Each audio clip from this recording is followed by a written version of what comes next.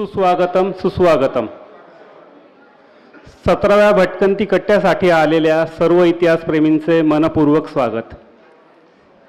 हा मोठा आनंदाचा क्षण आहे की भटकंती कट्टा नाशिक ही चळवळ सुरू झाली ती मुळातच साल्लेर हा विषय घेऊन, आणि 17 कट्टे 17 वक्ते वेगवेगळे विषय इतिहासाशी निगडीत, पर्यावरणाशी निगडीत, आणि आपण एका अशा टप्प्यावर येऊन पोचलो आहोत ज्या वेळेला आपल्या नाशिक जिल्ह्यातला एक बेलाग दुर्ग, ज्याला सह्याद्रीचं मस्तक म्हटलं जातं, हे सह्याद्रीचं मस्तक जागतिक वारसा स्थळ होऊ पाहत आहे. संयुक्त राष्ट्रसंघानं मराठा मिलिटरी आर्किटेक्चर या आधिपत्याखाली किंवा या हेडखाली जे आपण सूचित केलेले आहेत महाराष्ट्रातले 11 आणि तामिळनाडूमधला 1 असे 12 किल्ले शिफारस केलेली आहे. दुर्ग संवर्धन समिती आणि पुरातत्व विभाग यांची जी बैठक झाली होती, आणि ती समिती येत्या 30 सप्टेंबरला पाहणी करण्यासाठी येणार आहेत.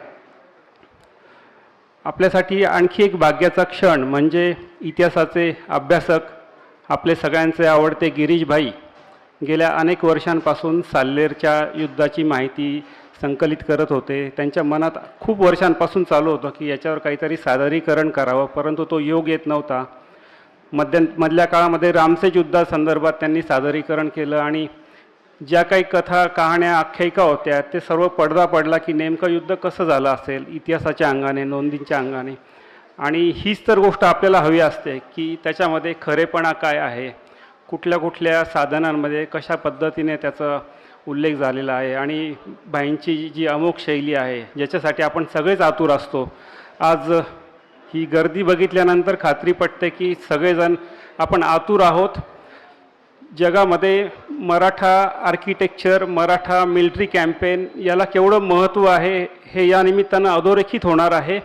आणि ही योग्य वेळ आहे की हे युद्ध कशा प्रकारे झालं असेल, आणि त्याच्यासाठी गिरीशबाईंपेक्षा वेगळं कुठलं नाव आज या महाराष्ट्रामध्ये आपल्या समोर नाही आहे. आपण खरोखरच भाग्यशाली आहोत. गिरीशबाईंची ओळख म्हणजे इतिहासाचे अभ्यासक, वैनेते गिर्यारोहण गिरिभ्रमण संस्थेचे संस्थापक, दुर्ग संवर्धन समितीचे सदस्य. आणि मी बाईंना विनंती करतो, फार वेळ घेत नाही कारण आपल्याला त्यांनाच ऐकायचं आहे. तत्पूर्वी काही महत्त्वाच्या घोषणा किंवा सूचना आहेत, त्या म्हणजे कृपया सगळ्यांनी मोबाईल सायलेंटवर ठेवायचे आहेत. भटकंती कट्टा ही एक लोक चळवळीतून चालणारी चळवळ आहे, त्याच्यामुळे त्याच्यासाठी आपण काही डोनेशन्स थोड्याफार प्रमाणावर गोळा करत असतो. त्याचा QR कोड त्या ठिकाणी लावलेला आहे, तिथे तुम्ही हवी तेवढी मदत त्या ठिकाणी देऊ शकता. त्याचप्रमाणे आपली काही प्रकाशनं आहेत, पुस्तकं आहेत, ती या ठिकाणी विक्रीसाठी उपलब्ध आहेत. जसं जोशी काकांचं सखा सह्याद्री आहे, अशी काही पुस्तकं या ठिकाणी आहेत, ती पण तुम्ही घेऊ शकता. साधारणपणे 1.5 तासानंतर 15 मिनिटांचा एक मध्यंतर होईल, आणि मग उरलेला जो काही अंक आहे या कट्ट्याचा तो त्यानंतर सुरू राहणार आहे. गिरीशबाई कृपया.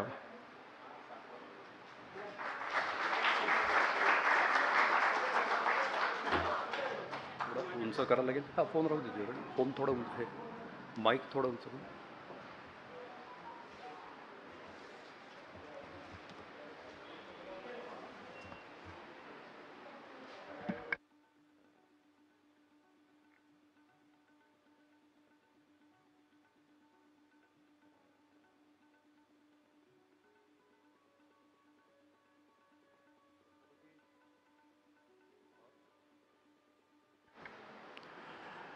छत्रपती शिवाजी महाराज, त्यांचे सुपुत्र छत्रपती संभाजी महाराज आणि महान मातोश्री जिजामाता यांच्या पुण्य स्मृतीला अभिवादन करून मी इथे आपल्या कार्यक्रमाला सुरुवात करतो. उपस्थितांमध्ये अनेक स्नेही आहेत, मान्यवर आहेत, अधिकारी आहेत, सर्व परिचयाचे आहेत, आणि त्यामुळे थोडं अधिकच दडपण येतं आपल्यावरती या सर्व गोष्टीचं. भटकंती कट्टा नाशिक हा विविध संस्थांनी एकत्र येऊन स्थापन केलेला एक मंच आहे. तर या सर्वांचा मी आभारी आहे त्यांनी मला या ठिकाणी बोलवल्याबद्दल. तसंच या माझ्या अभ्यासाला ज्यांची ज्यांची वेळोवेळी मदत झाली आहे त्या सर्वांचे मी आभार मानतो. अगदी काल परवापर्यंतसुद्धा मला काही संदर्भ पाहिजे होते, माझे पुण्याचे मित्र, त्या मित्रांनी पण याच्यामध्ये मला प्रवीण भोसले आहेत, प्रवीणजी, त्यांच्यामुळे काही मला महत्त्वाचे संदर्भ मिळाले. नाशिकचे आमचे आर्टिस्ट अजय हातेकर यांनी पण अगदी शेवटच्या क्षणी मला मदत केली. आमच्या पिढीवरचे माझे सहकारी क्षेमकल्याणी जाधव, संदीप हे पण इथे हजर आहेत, त्यांची पण मदत नेहमीच होत असते. तसंच वैनतेमधले माझे सहकारी राहुल सोनवणे, प्रशांत परदेशी, सुदर्शन कुलथे या सर्वांची देखील मदत होते, रघुनाथ फडणीस, तर या सर्वांचा मी इथे उल्लेख करतो. मित्रांनो, आजच्या या कार्यक्रमाचा उद्देश जो आहे तो साल्हेर किल्ला आणि त्याची माहिती आणि किंवा त्याचा इतिहास ह्याच्यावरती आपला भर असणार नाही आहे. तर साल्हेरला जे काही घडलं, म्हणजे जो रणसंग्राम घडला त्याविषयीची आपल्याला माहिती देणं हा माझा हेतू आहे. आणि रणसंग्रामाची सर्व माहिती ही काही अगदी तशीच्या तशी उपलब्ध असते कोणत्याही असं नाही आहे. त्यामुळे काही साधनाच्या आधारे आणि काही तर्काच्या आधारे आपल्याला सर्व या गोष्टींची मांडणी करायला लागते.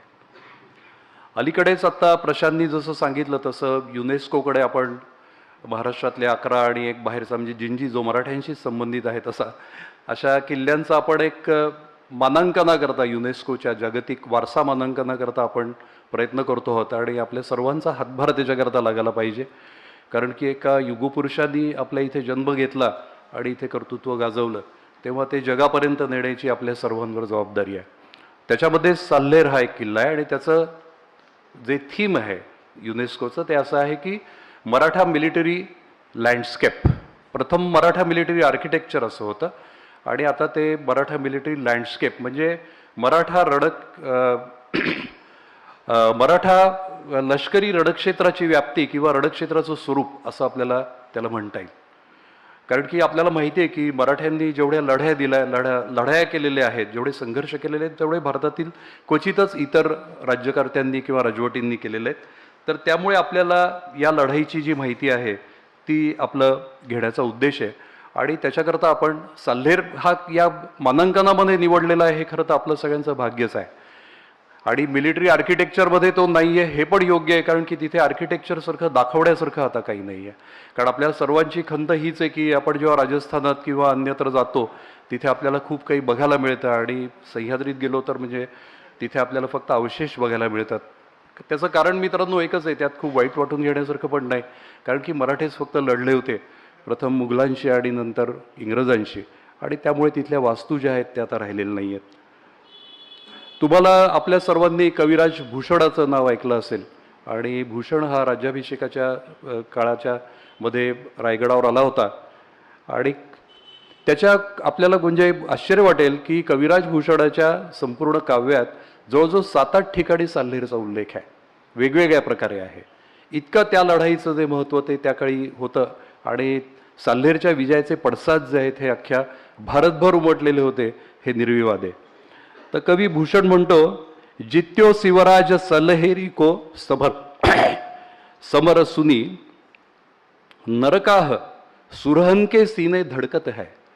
म्हणजे साल्हेरच्या विजयाची ही वार्ता जेव्हा स्वर्गामध्ये पोचली तेव्हा पृथ्वीवरचा मानवलोकच काय परंतु देवलोक देखील आनंदित झाला. देवलोक में अजऊ मुघल पठान के सरजा के सूरज के खग्ग खरकत है. म्हणजे आजही त्या देवलोकामध्ये मुघल आणि पठाणांवर ज्या कोसळलेल्या तलवारी होत्या, जणू काही उगवत्या सूर्याप्रमाणे असलेल्या शिवराजाच्या तलवारींचा खणखणाट हे आज देखील देवलोकात ऐकू येत आहेत. अशा पद्धतीने कविराज भूषणांनी त्याचं वर्णन केलेलं आहे. तर त्यामुळे आपल्याला या विजयाचं महत्त्व हे त्या काळी किती होतं ह्याच्यावरतून आपल्याला कल्पना येईल. आपण जेव्हा इतिहासाच्या एखाद्या इतिहासाच्या प्रदेशात म्हणूया शिरत असतो तेव्हा त्या प्रदेशाची जी एक पार्श्वभूमी असते ती आपल्याला लक्षात घ्यायला लागते. आता ही जी घटना आहे ही 1670-72 या काळामध्ये घडलेला हा सर्व समरप्रसंग आहे. तर 1670चा भारत कसा होता हे अगदी मी थोडक्यात तुम्हाला 5 मिनिटात सांगणार आहे. की 1670मध्ये भारतातली जी सर्वात प्रमुख सार्वभौम अशी म्हणता येईल अशी सत्ता जी आहे ती मुघल साम्राज्याची आहे, जिची राजधानी वेगवेगळ्या ठिकाणी असे पण त्या काळात आग्र्याला होती. आणि बादशाह औरंगजेब हा त्याचा प्रमुख होता. 1658 पासून तो त्या गादीवर आला. या सत्तेचा भारतीय उपखंडातला दक्षिणेतला भाग सोडला तर जवळजवळ सर्व भाग म्हणजे आत्ताचा पाकिस्तान, बांगलादेश वगैरे हे सगळे भाग त्या मुघल साम्राज्यामध्ये समाविष्ट होते. आणि राज्याचा आकार, क्षेत्रफळ, राज्याचं उत्पन्न, राज्याची लष्करी शक्ती आणि लोकसंख्या ह्या सर्व अँगलनी जर का विचार केला तर ते त्यावेळच्या जगातल्या 3 महासत्तांपैकी एक होतं. त्यामुळे हा जो सर्व लढा आहे हा महासत्तेशी एका असलेला लढा आहे हे आपल्याला विसरता येणार नाही. मुघलांच्या खालोखाल जी शक्ती आहे भारतात ती राजपूतांची होती, परंतु दुर्दैवाने राजपूतांची सगळी घराणी ही मुघलांची मांडलिक झालेली होती. जे मेवाडच्या प्रसिद्ध घराण्याबद्दल खूप आवर्जून सांगितलं जातं ते प्रसिद्ध मेवाडचं म्हणजे राणा प्रतापचं घराणं जे देखील आहे ते जहांगीराच्या काळानंतर मुघलांचं मांडलिक झालेलं आपल्याला दिसतं. आणि बाकी सर्व राजे जे आहेत ह्यांच्या सेना ज्या आहेत ह्या मुघल साम्राज्यातल्या लष्करामध्ये काम करत होत्या. जसं आपल्याला जयसिंगाचं नाव माहिती आहे, तानाजी मलुरसर यांच्या वेळेचं उदयभान माहिती आहे. जिथे जिथे म्हणून महाराष्ट्रात मुघल मराठा संघर्ष झाला आहे तिथे तिथे तुम्हाला राजपूतांचं अस्तित्व दिसेल. आणि म्हणून मी नेहमी असं म्हणतो की राजपूत हे मुघल साम्राज्याचे कणा होते. तर हे कधीही विसरता कामा नाही, परंतु भारतभर ते तेवढ्या आवर्जून सांगितलं जात नाही. दुर्दैवाने 1666 पासून औरंगजेब त्याचा राजधर्म आहे तो विसरलेला होता आणि प्रजेमध्ये तो धर्माच्या आधारे भेद करू लागला होता.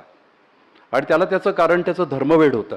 प्रथम म्हणजे 1666 मध्ये महाराज आग्र्याहून परत आल्यानंतर थोड्याच काळात महाराजा जयसिंगांचा मिर्झाराजा जयसिंगांचा मृत्यू झाला. तोही संशयास्पदच होता. मिर्झाराजांच्या मृत्यूनंतर औरंगजेबाला कोणी जाब विचारणारं राहिलं नाही. त्यानंतर थोड्याच काळामध्ये महाराणा जसवंत सिंगांचाही मृत्यू झाला. हे 2 दिग्गज राजपूत सरदार गेल्यानंतर औरंगजेबाला कोणाची भीती उरली नाही आणि त्यांनी एक जोमानी जे त्याच्या मनामध्ये असेल अनेक दशकं ते त्यांनी करायला सुरुवात केली. जिझिया कर पुन्हा लादला, मंदिरांची घाऊक रीतीने तोडफोड करायला सुरुवात केली, यात्रांना बंदी आणण्यात आली, नवीन देवळांच्या उभारणीला बंदी आणण्यात आली. त्याच्यानंतर इतरही अनेक निर्बंध लादले गेले. तुम्हाला माहीत असेल की राजपूत सोडून बाकी कुठल्याच भारतीयांना घोडा ठेवण्याची आणि घोड्यावर बसण्याची देखील परवानगी नव्हती. औरंगजेब महाराष्ट्रात आल्यानंतर पुढे त्याला ते नाईलाजानी तडजोड म्हणून करावं लागलं. तर अशा प्रकारे हे जे राज्य आहे त्याच्यामुळे तिथे असंतोषाला सुरुवात झालेली होती. आणि मराठ्यांच्या उठावामुळे वरती ज्या लोकांना काही संधी मिळाली त्याच्यात जाट होते. सतनामी आंदोलन, सतनामी साधूंचं आंदोलन औरंगजेबाविरुद्ध सुरू झालं होतं. पण आपण विसरू नका ते एक धार्मिक आंदोलन आहे.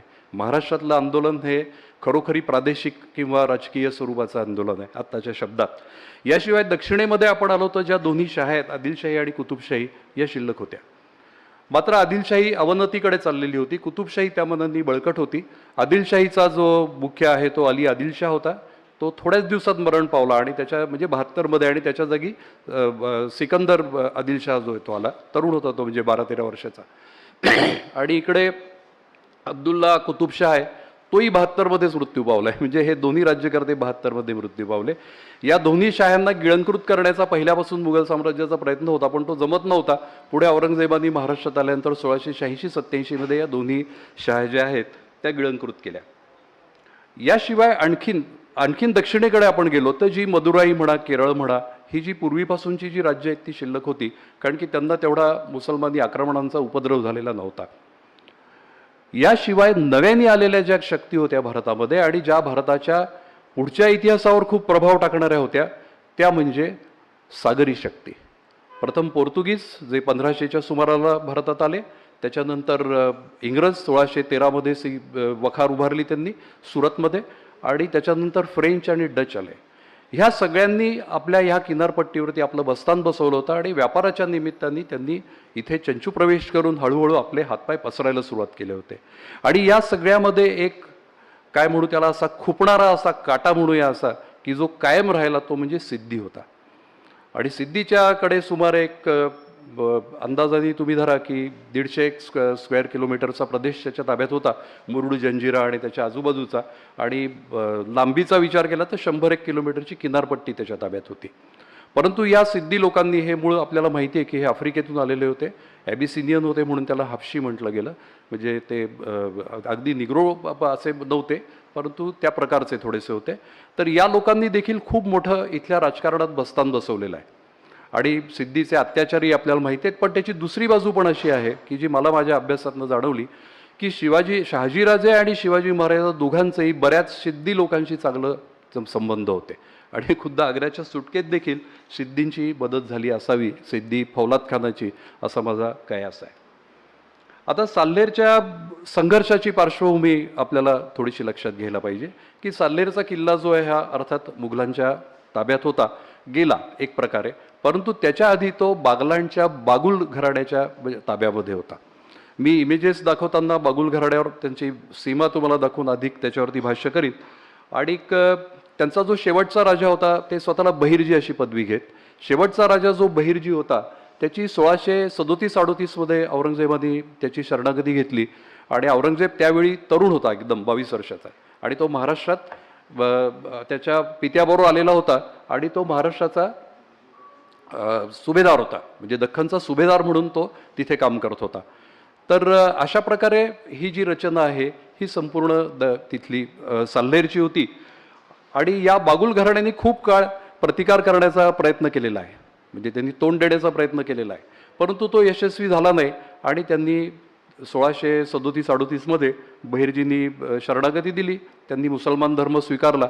दौलतमंद खान म्हणून औरंगजेबाने त्याचं नामकरण केलं, साल्हेर किल्ल्याचं सुलतानगड म्हणून नामकरण केलं आणि त्या प्रकारे तो सगळा ज्याला अत्यंत स्ट्रॅटेजिक असं महत्त्व होता असा जो प्रदेश आहे हा मुघलांच्या ताब्यामध्ये गेला. आता त्याच्यामध्ये एका ठिकाणी उल्लेख त्यांनी 33 किल्ले दिले असे, दुसऱ्या ठिकाणी जदुनाथ सरकारांचे 9 किल्ले असे, परंतु जे आपण सर्व सेलबारी रांगेतले किल्ले फिरतो, म्हणजे सगळ्यात महत्त्वाचं म्हणजे मुल्हेर, त्याच्यानंतर साल्हेर, त्याच्यानंतर चौलेर, त्याच्यानंतर हदगड, त्याच्यानंतर गाळणा, हे सर्व किल्ले जे आहेत हे ह्या घराण्याच्या ताब्यात होते, बागुल घराण्याच्या. तर हे राज्य संपल्यानंतर हा प्रदेश मुघलांच्या ताब्यात आलेला होता आणि त्याच्यावरती त्यांचे किल्लेदार आणि सगळं जे काही त्यांचं तिथे असेल यंत्रणा ती तिथे काम करत होती. आता 1666 मध्ये आपल्याला माहिती आहे की महाराज ऑगस्टला आग्र्याहून परत आले, सप्टेंबरपर्यंत महाराष्ट्रात राजवाड्यावर परत आले. ह्याच्यानंतर 1-2 वर्ष त्यांनी दम खाल्ला, म्हणजे 66 ते 68 साली, आणि साधारणतः 69 सालानंतर त्यांनी मुघल साम्राज्याविरुद्ध आक्रमक धोरण स्वीकारलं. त्याचाच पुढचा भाग म्हणजे 1670ची ऑक्टोबरमधली जी सुरतची दुसरी लूट होती ती होती. आणि इतरही किल्ले त्यांनी जे गेले होते, तुम्हाला माहिती आहे सिंहगड आहे किंवा इतर काही किल्ले आहेत, हे त्यांनी परत घ्यायला त्यांनी सुरुवात केली. याचाच एक भाग म्हणून मोरोपंत, म्हणजे महाराजांचे जे पेशवे आहेत, ते मोरोपंतांनी आपला जो नाशिक जिल्ह्याचा जो भाग आहे कळवण, आणि त्याला कोळवण असं म्हणत होते, कळवण या शब्दच कोळवणवरून पडलेला आहे. तर आताचे साधारणतः दिंडोरी, बागलाण आणि दिंडोरी आणि कळवण हे जे तालुके आहेत, पेठ, सुरगाणा वगैरे, या भागात त्यांनी ऑपरेशन्स करून तिथली सगळे किल्ले जे आहेत हे मोरोपंतांनी जिंकून घेतले. आणि त्यामुळे त्यांचं जे लक्ष आहे पुढे हे साल्हेरकडे गेलं. आणि अर्थातच महाराजांनी त्यांना तशी आज्ञा केलेलीच असणार आहे की साल्हेरचा महत्त्वाचा किल्ला जो आहे हा आपल्याकडे असला पाहिजे. आणि म्हणून त्यांनी साल्हेरचा किल्ला जो आहे त्याला वेढा घातला. वेढा घातल्यानंतर काही काळ हा वेढा घातला. वेढ्यावरती फतेउल्ला खान नावाचा किल्लेदार होता. हा किल्लेदार तटाच्या बाहेर आला असताना तो गोळा लागून तो मारला गेला. बहुतांश म्हणजे मराठ्यांकडे पण जंबुरक, म्हणजे ज्या ह्याच्या उंटावरच्या ज्या तोफा, छोट्या ज्या बंदुका हे आहेत तोफा त्या असतील किंवा तोड्याच्या बंदुका पण असतील, कारण की तो बहुतेक तरी बंदुकीच्याच गोळींनी किंवा गोळ्यांनी गेलेला आहे. त्याशिवाय असा तो तटाबाहेर आलेला असताना जाणार नाही. त्यामुळे तिथल्या ह्याचं जे शिबंदी होती त्याचं मनोधैर्य खचलं आणि किल्ला जो आहे तो त्यांनी मध्यस्थी करून त्याच्या बायकोनी तिच्या भावाच्या मार्फत तो मराठ्यांना दिला. म्हणजे तसं पाहिलं तर तो जवळजवळ न जिंकताच हा किल्ला जो आहे हा मराठ्यांच्या ताब्यात आला आणि मराठ्यांचा झेंडा तिथे लागला. आता प्रश्न तुमच्या सर्वांच्या मनात येईल की हा किल्ला एवढा महत्त्वाचा काय, त्याला एवढं महत्त्व काय साल्हेरला. तुम्ही जर का महाराष्ट्राचा नकाशा पाहिलात तर सह्याद्रीची जी रांग आहे ही गोव्यापासून ते पुढे जाते, म्हणजे नाशिक जिल्ह्यातून मुख्य रांग जी आहे त्र्यंबकच्या पुढे अजून जाते. त्याच्या पुढे ज्या रांगा आहेत त्या थोड्या तुटलेल्या आहेत, त्याला सेलबारी आणि ढोलबारी असं नाव आहे. त्यातल्या सेलबारी या रांगेमध्ये हा साल्हेर हा किल्ला आहे आणि तो महाराष्ट्राच्या उत्तर पश्चिम अगदी टोकावरती आहे असं तुम्ही म्हणायला हरकत नाही. त्याचं दुसरं वैशिष्ट्य म्हणजे तो भारतातला सर्वात उंच किल्ला आहे. कदाचित तो जगातलाही असेल, परंतु माझ्याकडे तसा अद्यापपर्यंत पुरावा नाही म्हणून मी म्हणू शकत नाही. 5300 फूट त्याची उंची आहे, म्हणजे तुम्ही कल्पना करू शकता की तो किती उंच आहे ते. म्हणजे पायथ्यापासून तुम्ही चढायला सुरुवात केलं तर तुम्हाला कमीत कमी 2500 फूट ते 3000 वेगवेगळ्या मार्गांनी गेलात तर प्रत्यक्ष चढाई करावी लागते. तर असा हा किल्ला जो आहे प्राचीन काळापासून प्रसिद्ध होता आणि तिथे धार्मिक महत्त्व पण होतं, कारण परशुराम स्थान तिथे आहे. समुद्र साधारणतः 125 किलोमीटर आहे तिथून. त्यानंतर हा सगळ्यात आणखीन एक महत्त्वाची गोष्ट म्हणजे जो सुरतकडे जाणारा जो राजमार्ग आहे दख्खनकडून, तो मार्ग साल्हेरच्या जवळून जातो अगदी. आणि त्यामुळे ते जे ट्रेड रूट्स आहेत तिथले, त्याच्या म्हणजे व्यापारी मार्ग आहेत, त्या दृष्टीने साल्हेरला जर का तुम्ही गेलात तर साल्हेरची उंची खूप असल्यामुळे परिसराचीच, तिथून खाली सगळे घाट आहेत हे गुजरातमध्ये म्हणजे आताच्या डांग भागात उतरतात. आणि तिथून येणारा महत्त्वाचा जो घाट आहे तो म्हणजे बाभुळणे घाट. या बाभुळणे घाटातनं कायम व्यापार चालत असे. नंतर पुढे कांचन घाट पण आहे, एक तेल तवा घाट म्हणून पण आहेत. असे 4-5 घाट आहेत की ज्याच्यातनं वर येता येतं. आणि आताचं तुम्हाला सगळं विसरून जावं लागेल, रेल्वेच्या आधीचा भारत तुम्हाला डोळ्यासमोर आणावं लागेल. तेव्हा तुमच्या असं लक्षात येईल की त्या भागात गुजरातकडून जर का वर यायचं असेल तर हे घाट चढून येण्याशिवाय आपल्याला पर्याय नाही. तर या घाटावर नियंत्रण ठेवणारा सगळ्यात महत्त्वाचा किल्ला जो आहे तो हा आहे, साल्हेर हा किल्ला आहे. आणि म्हणून त्या परिसरामध्ये साल्हेरची जी गरज होती ती सर्व सत्तांना जरुरीची भागत होती. 1670 मी तुम्हाला सांगितल्याप्रमाणे हा जो किल्ला आहे तो मराठ्यांनी घेतला. आणि तो अर्थातच मराठ्यांनी घेणं हे काही औरंगजेबाला आवडणारी गोष्ट निश्चितच नाही आहे, कारण की एवढं महत्त्वाचं ठिकाण त्यांच्या हातातनं जाणं हा मोठा धक्का आहे. तर औरंगजेबानी त्यावेळी दाऊद खान नावाच्या त्याच्या सरदाराला, जो औरंगजेबाच्या काही कर्तृत्ववान सरदारांपैकी आहे, पुढे तुम्ही वडी दिंडोरीची जर का लढाई बघितली तर त्याच्यात देखील दाऊद खान आहे की ज्यांनी अतिशय चपळाईनी त्वरेनी रात्रीच्या वेळी तो येऊन चांदवडच्या परिसरातनं येऊन त्यांनी वणी दिंडोरीला हल्ला केलेला आहे महाराजांच्या सुरतच्या लुटीवरून परत येताना. तसा कर्तृत्ववान माणूस आहे, त्याला पाठवलं होतं. परंतु तो देखील तिथली एकंदरीत परिस्थिती गेल्यानंतर तो मुल्हेरला परत गेला. त्यांनी त्याचं जे काही दिलेली मोहीम आहे ही काही तिथे त्यांनी ती चालवलेली नाही आहे. बघाशी मी तुम्हाला मुल्हेरचं महत्त्व सांगितलंच आहे. इतिहासप्रेमींना मला आणखीन या ठिकाणी एक सांगायचं आहे की मुल्हेर हा किल्ला कधीच मराठ्यांच्या ताब्यात आलेला नाही माझ्या मते. आणि इतिहासामध्ये असा एक उल्लेख होता फक्त सुरतच्या पत्रांमध्ये की मोरोपंतांनी आता घेतल्यासारखाच आहे किल्ला. मोरोपंतांनी असा डायरेक्ट उल्लेख नाही, पण मोरोपंतांचाच असावा तो, हा किल्ला आता घेतल्यासारखाच आहे. हा उल्लेख फक्त सगळ्या इतिहासकारांनी उचलला आणि त्यांनी असं दिलं की 1672 मुल्हेर देखील मराठ्यांनी जिंकला. याला कारण असं आहे की त्यांना सगळे सोर्सेस आहेत ते त्यांनी पूर्णपणे बघितलेले नाहीत. कारण की पुढच्याच 3-4 पत्रांनंतर त्याच पत्रलेखकांनी शंका व्यक्त केलेली आहे की मुल्हेरबाबत अजून काही निश्चित माहिती समजलेली नाही. हे पुढचं जर का वाक्य लक्षात घेतलं असतं तर उघड होतं की पहिल्या जी बातमी होती ही गप्पा होती, गप्प बाजार गप्प म्हणतो आपण तशी होती. त्यामुळे ती काय अशा खूप गोष्टी त्या कागदपत्रांमध्ये असतात की ज्याला आपल्याला डिस्काउंट द्यावा लागतो. तर प्रश्न हा होता. कारण दुसरी गोष्ट अशी आहे की मुल्हेरचं स्थान, तिथलं बळकटी तिथली आणि तिथे असलेलं मुघलांचं अस्तित्व ह्याच्याबद्दल इतिहासकारांनी पुरेशी दखल घेतलेली नाही आहे. मुल्हेर जाणं म्हणजे संपूर्ण बागलाण आणि तो भाग त्या साम्राज्याच्या हातून जाण्यासारखं आहे, इतकं ते नाक्याचं ठिकाण आहे मुल्हेर. तर त्यामुळे हे मी वेळोवेळी दाखवून देण्याचा प्रयत्न केला आहे की मुल्हेर हे काही मराठ्यांच्या ताब्यात आलेलं नाही आणि ते येऊ शकणार नाही, कारण की त्याच्याकरता खूप शक्ती त्यांना लावावी लागली असते. आणि त्यावेळेच्या संपूर्ण ह्याच्यामध्ये असं आहे की एखादा किल्ला जरी ताब्यात आला तरी त्या परिसरातले सगळे घाट किंवा त्या परिसरातल्या सगळ्या वाटा, तो सगळा परिसर तिथला, त्याला आपण आताच्या ह्याच्यामध्ये मुलकी अंमल म्हणू, रेव्हेन्यू ॲडमिनिस्ट्रेशन म्हणू, हे सगळं मराठ्यांकडे आलेलंच होतं असं समजण्याचं कारण नाही. त्याच्यातला बराचसा भाग मुघलांच्या ताब्यातच होता, अगदी नाशिक सकट. परंतु किल्ले जे आहेत ते मराठ्यांच्या ताब्यात होते. मग तुम्ही म्हणाल हे असं कसं काय शक्य झालं होतं?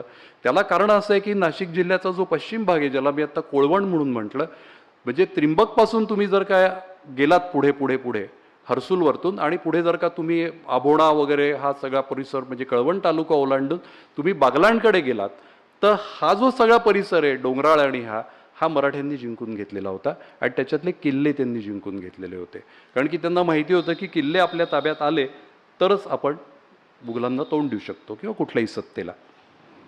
आता मुघलांना जेव्हा हे कळलं की आता किल्ला मराठ्यांच्या या प्रकारे ताब्यात गेलेला आहे आणि मोरोपंतांच्या ज्या हालचाली आहेत त्या सगळ्या या कोळवणात म्हणजे आताचा वणीचा वगैरे जो परिसर आहे त्या परिसरात त्यांच्या हालचाली चालू होत्या, त्यामुळे ह्याला आता त्यांनी उत्तर द्यायला पाहिजे म्हणून त्यांनी तिथे त्याला वेढा घालण्याचं ठरवलं.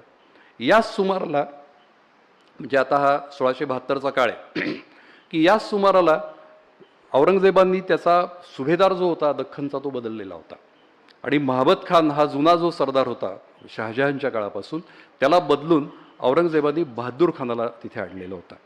आणि बहादूर खान हा एक अगदी वैशिष्ट्यपूर्ण व्यक्ती होता आणि तो औरंगजेबाचा दूध भाऊ होता असं इतिहासामध्ये उल्लेख आहे. म्हणजे दोघांनी एकाच दाईचं दूध प्यायलेलं होतं. तर असा तोही इराणी वंशाचा आहे बहादूर खान हा. त्याचं मी इमेज दाखवीन तुम्हाला. तर या बहादूर खानाला पाठवलं होतं आणि दिलेर खानाला पाठवलं होतं. दिलेर खान हा पठाण आहे, तुम्हाला माहिती आहे. बहादूर खान हा इराणी आहे, पठाण म्हणजे अफगाणी आहे. आणि दिलेर खानाचा नेहमीच कोणाशी पटत नसे, कारण त्याच्या स्वभावामध्ये एक गर्विष्ठपणा असावा असं मला वाटतं. आणि महाराष्ट्रामध्ये ज्या काही मुघल सरदारांनी मराठी भूमीमध्ये जे काही सर्वाधिक अत्याचार केलेले असतील, त्याच्यामध्ये या दिलेर खानाचा नंबर खूप वरचा लागेल असं माझं मत आहे. आणि नंतर त्याला महाराजांनी चांगला चोप दिलेला आहे नंतर जालनापुराच्या लढाईच्या त्या सगळ्या प्रसंगांमध्ये. पण त्यांनी आपल्या इथे त्याची जहागीर वगैरे पण केलेली होती त्यांनी महाराष्ट्रामध्ये. तर असा हा दिलेर खान आहे. तर या दोघांना त्यांनी इथे पाठवलेलं होतं या वेढ्याची सूत्र देण्याकरता. आणि त्याच्याबरोबर इखलास खान उर्फ बहलोल खान नावाचा महत्त्वाचा सरदार होता. आणि राजपूत सरदार जो आहे बहुतेक चंद्रवंशी राजपूतांचा असावा त्याच्या नावावरतून, राव अमरसिंग चंद्रावत, आणि त्याचा मुलगा मोहकम सिंग किंवा मोहकम सिंग ह्याला बरोबर हे त्यांच्याबरोबर होते. आता हा जो आहे इखलास खान उर्फ बहलोल खान हे इतिहासात आधी म्हणजे अलीकडे 5-10 वर्षापर्यंत पूर्वीपर्यंत वेगवेगळे समजले जायचे. परंतु प्रख्यात आत्ताचे जे इतिहासकार आहेत गजानन भास्कर मेहेंदळे, त्यांनी हे दाखवून दिलं आहे की या दोन्ही व्यक्ती वेगवेगळ्या नसून ते एकच आहेत. आणि त्याचा इखलास खान ही त्याला दिलेली पदवी आहे. तर हा बहलोल खान आहे, कारण त्याचे सगळीकडे मराठी साधनांमध्ये बहलोल खान असेच उल्लेख आहेत. तर हा मुख्यतः तिथे आणखीन एक महत्त्वाचा होता. याशिवाय आपल्याला काही नावं जी आहेत ही म्हणजे तुम्हाला आश्चर्य वाटेल की ह्याच्या कविभूषणच्या काव्यातनं पण काही आपल्याला नावं मिळतात. त्याच्यामध्ये त्यांनी बाबूराव उमराव असं नाव दिलं, म्हणजे तो हिंदू असावा, आणि एक सरजा खान म्हणून दिलेला आहे. आणि त्याशिवाय आणखीन एकाचा उल्लेख महत्त्वाचा आहे तो म्हणजे मुघलांच्या बाजूनी मी सांगतोय तुम्हाला की तो जेधे शकावलीमध्ये आलेला आहे, आणि तो म्हणजे दारकोजी भोसले म्हणून आहे. आता दारकोजी भोसले हे या भोसले घराण्यांमधले भाऊबंद असावेत, पण ते नेमके कुठल्या शाखेतले आहेत ते मात्र ह्याच्यामध्ये काही लक्षात आपल्या येत नाही. आणखीन एक कुतुबुद्दीन खान म्हणून आहे, हा पण तिथे बरोबर होता. या साल्हेरच्या सगळ्या संग्रामामध्ये नंतरच्या काळामध्ये म्हणजे साल्हेर 1687 मध्ये पुन्हा जो मराठ्यांनी प्रयोग केला होता मुघलांवर, तो मुघलांनी मराठ्यांवर उलटवला.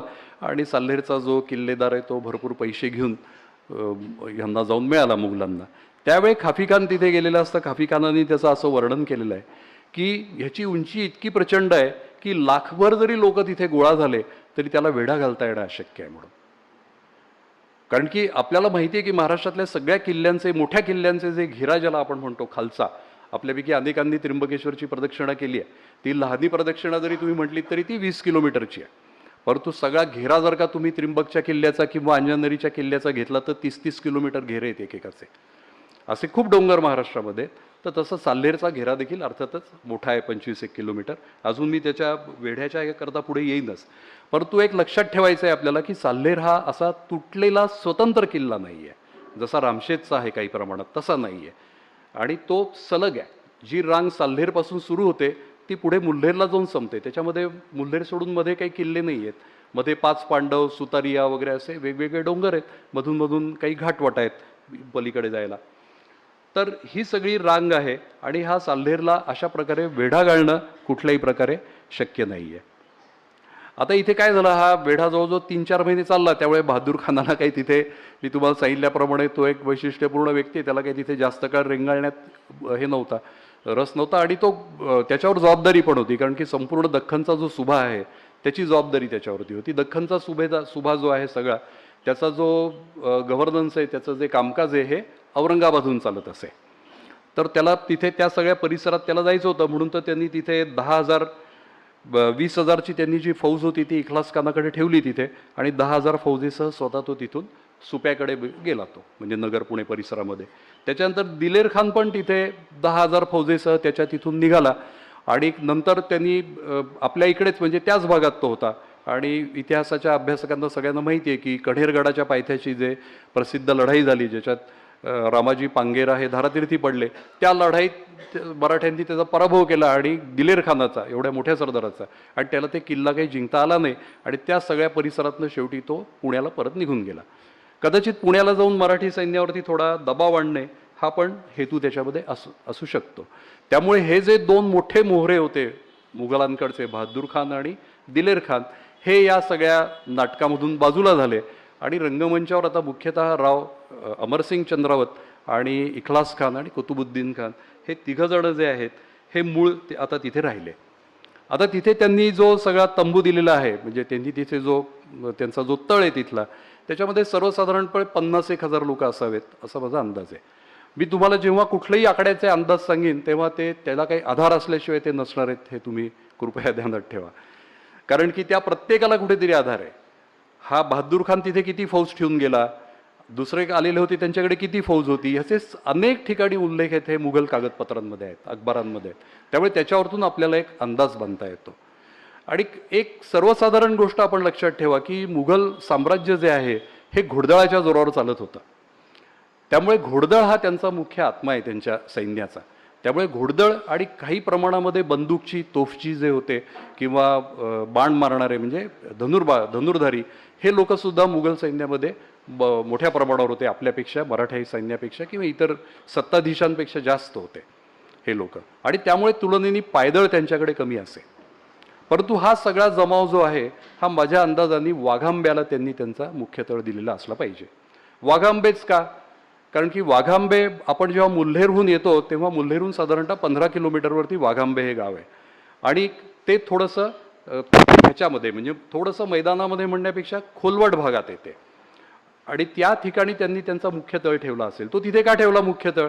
त्याचं कारण असं आहे की म्हणजे वेढ्याचा मुख्य तळ, जो मोठं ठाणं जे आहे मुल्हेर, त्याच्याशी त्यांची जी रसदीची जी यंत्रणा आहे, जी लाईन आहे, ती त्यांना चालू ठेवायची आहे. म्हणून त्यांनी आपल्या रसदीच्या मुख्य पुरवठा केंद्रापासून त्यांनी जवळ 15-16 किलोमीटरवरती हे ठाणं उभं केलेलं असणार आहे.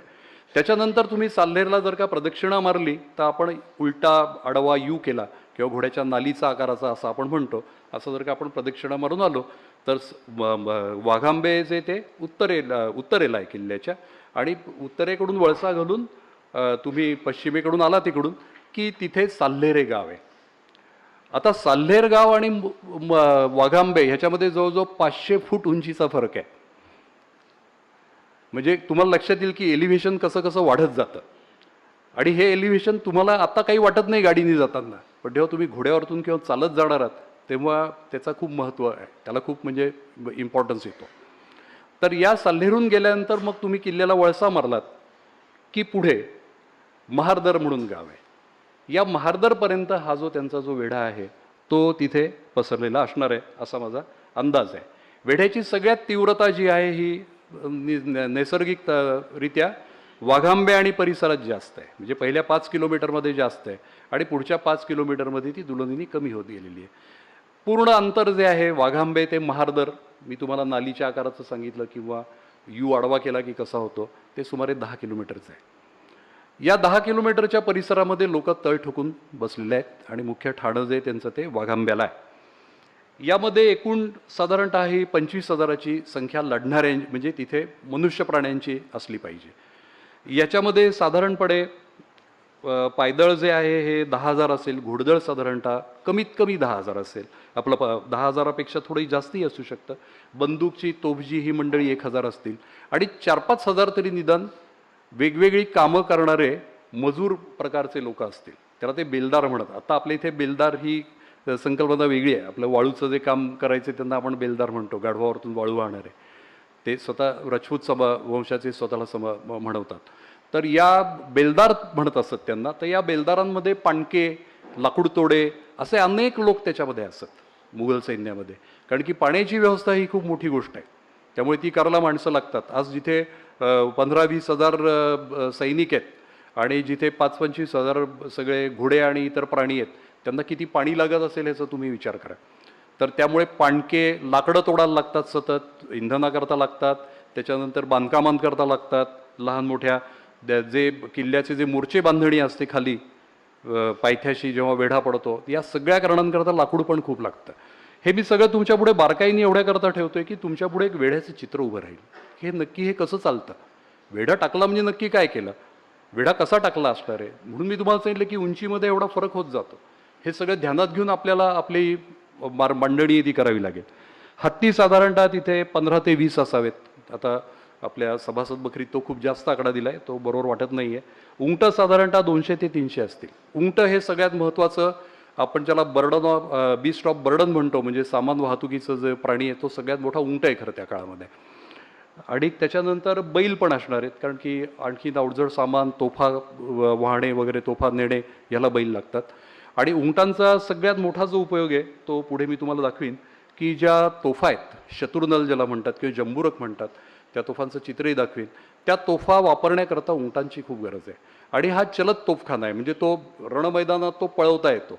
इथे रणमैदान नाही आहे पानिपतप्रमाणे, पण तरी देखील त्यांचा उपयोग ह्यांनी केलेला असण्याची शक्यता दिसते. हत्तीवरच्या तोफाही असल्या पाहिजेत, त्याशिवाय हत्तींची तशी गरज नाही. कारण काय, हत्तीवरची जी तोफ असते त्याला गजनल असं म्हणत असत, आणि उंटावरची जी तोफ आहे त्याला जंबुरकही म्हणत, शत्रुनल असंही म्हणतात. जंबुरक म्हणजे, जंबूर म्हणजे गांधील माशी, ती जसा गुंग गुंग असा आवाज करते तसा त्याचा आवाज येत असे, आणि ह्याच्यातून जो गोळा उडत असे उंटावर लादलेल्या ह्याच्यातून, तो साधारणतः लिंबा एवढा किंवा त्याच्यापेक्षा थोडा मोठा असा गोळा आहे. आणि तो गोळा, त्या गोळ्यांनी बरेच मृत्यू आहेत झालेले इतिहासामध्ये, कारण तो त्याचा त्या मनाने भेद अचूक होतो. आणि उंट काही वेळा बसवत पण असत आणि बसून पण त्याच्यावरतून मारा केला जाईल, अशा दोन्ही प्रकारे तो केला जात असे. आणि तोफांच्या माऱ्यामध्ये म्हणजे एक आणखीन बऱ्याच जणांना माहिती असेल तरी मी मुद्दाम इथे सांगतो किंवा सांगू इच्छितो, की तोफगोळ्यांची एवढी भीती का वाटत असे. गोळा जो आहे हा पूर्णपणे धातूचा किंवा दगडाचा आहे, त्याच्यात काही इंधन नाही आहे कुठल्याही प्रकारचं, त्यात काही दारू ठासलेलं नाही. गोळा उडवण्याकरता दारू ठासली जात असे, आणि तो गोळा उडाला की त्याच्या असंख्य ठिकऱ्या होत असत, आणि त्या ठिकऱ्या उडाल्या की त्या कोणाच्या डोळ्यात जातील, कोणाच्या डोक्यात जातील, कोणाच्या छातीत जातील, त्यांनी माणसं मरत असत. आणि त्यामुळे त्याची भयंकर भीती वाटत असे. हा तोफा गोळ्यांचा खरं म्हणजे असलेला मुख्य उपयोग आहे. याशिवाय मी सांगितल्याप्रमाणे तोफा आहेत वेगवेगळ्या प्रकारच्या. उखळीच्या तोफा पण असतील, काही वेळा जर का उंच असतील तर उखळीच्या तोफांचा जो अँगल आहे हा एकदम ऑलमोस्ट 90 डिग्रीजपर्यंत किंवा अगदी 70-80 डिग्रीजपर्यंत नेता येत असे. त्या उखळीच्या तोफांचा जे गोळे ते मोठे असतात. उखळ म्हणजे त्याला, आपली जी उखळी त्याला म्हणूनच तो उखळीचा शब्द पडलेला आहे. त्याच्यात ते कुल्पी गोळे म्हणून ते गोळे असतात. तर याशिवाय बंदुका निश्चितपणाने आहेत. तोड्याच्या बंदुका म्हणजे ज्या ह्याच्या आहेत, हाताने पेटवायला लागते ज्याची वात, आणि दुसऱ्या म्हणजे ह्याच्या गारेच्या बंदुका, ज्याला इंग्लिशमध्ये फ्लिंटलॉक म्हणतात, त्या पण असण्याची शक्यता आहे. दुसरं या लोकांचं जे वैशिष्ट्य आहे मी त्या इमेजमध्ये दाखवीन, म्हणजे मुघलांचं जे मराठ्यांकडे नाही आहे घोडेस्वारीमध्ये, ते म्हणजे घोड्यावरतून ह्याच्यातली काही मंडळी, विशेषतः जी मध्य आशियातली आहेत, मंगोलांच्या परंपरेत वाढलेली, ती मंडळी बंदुकीवरतून, म्हणजे घोडा एका हाताने ते चालवत आहेत, एका हातात लगाम आहे घोड्याचा आणि दुसऱ्या हाताने मागे वळून ते बंदुकीनी गोळ्या मारत असत.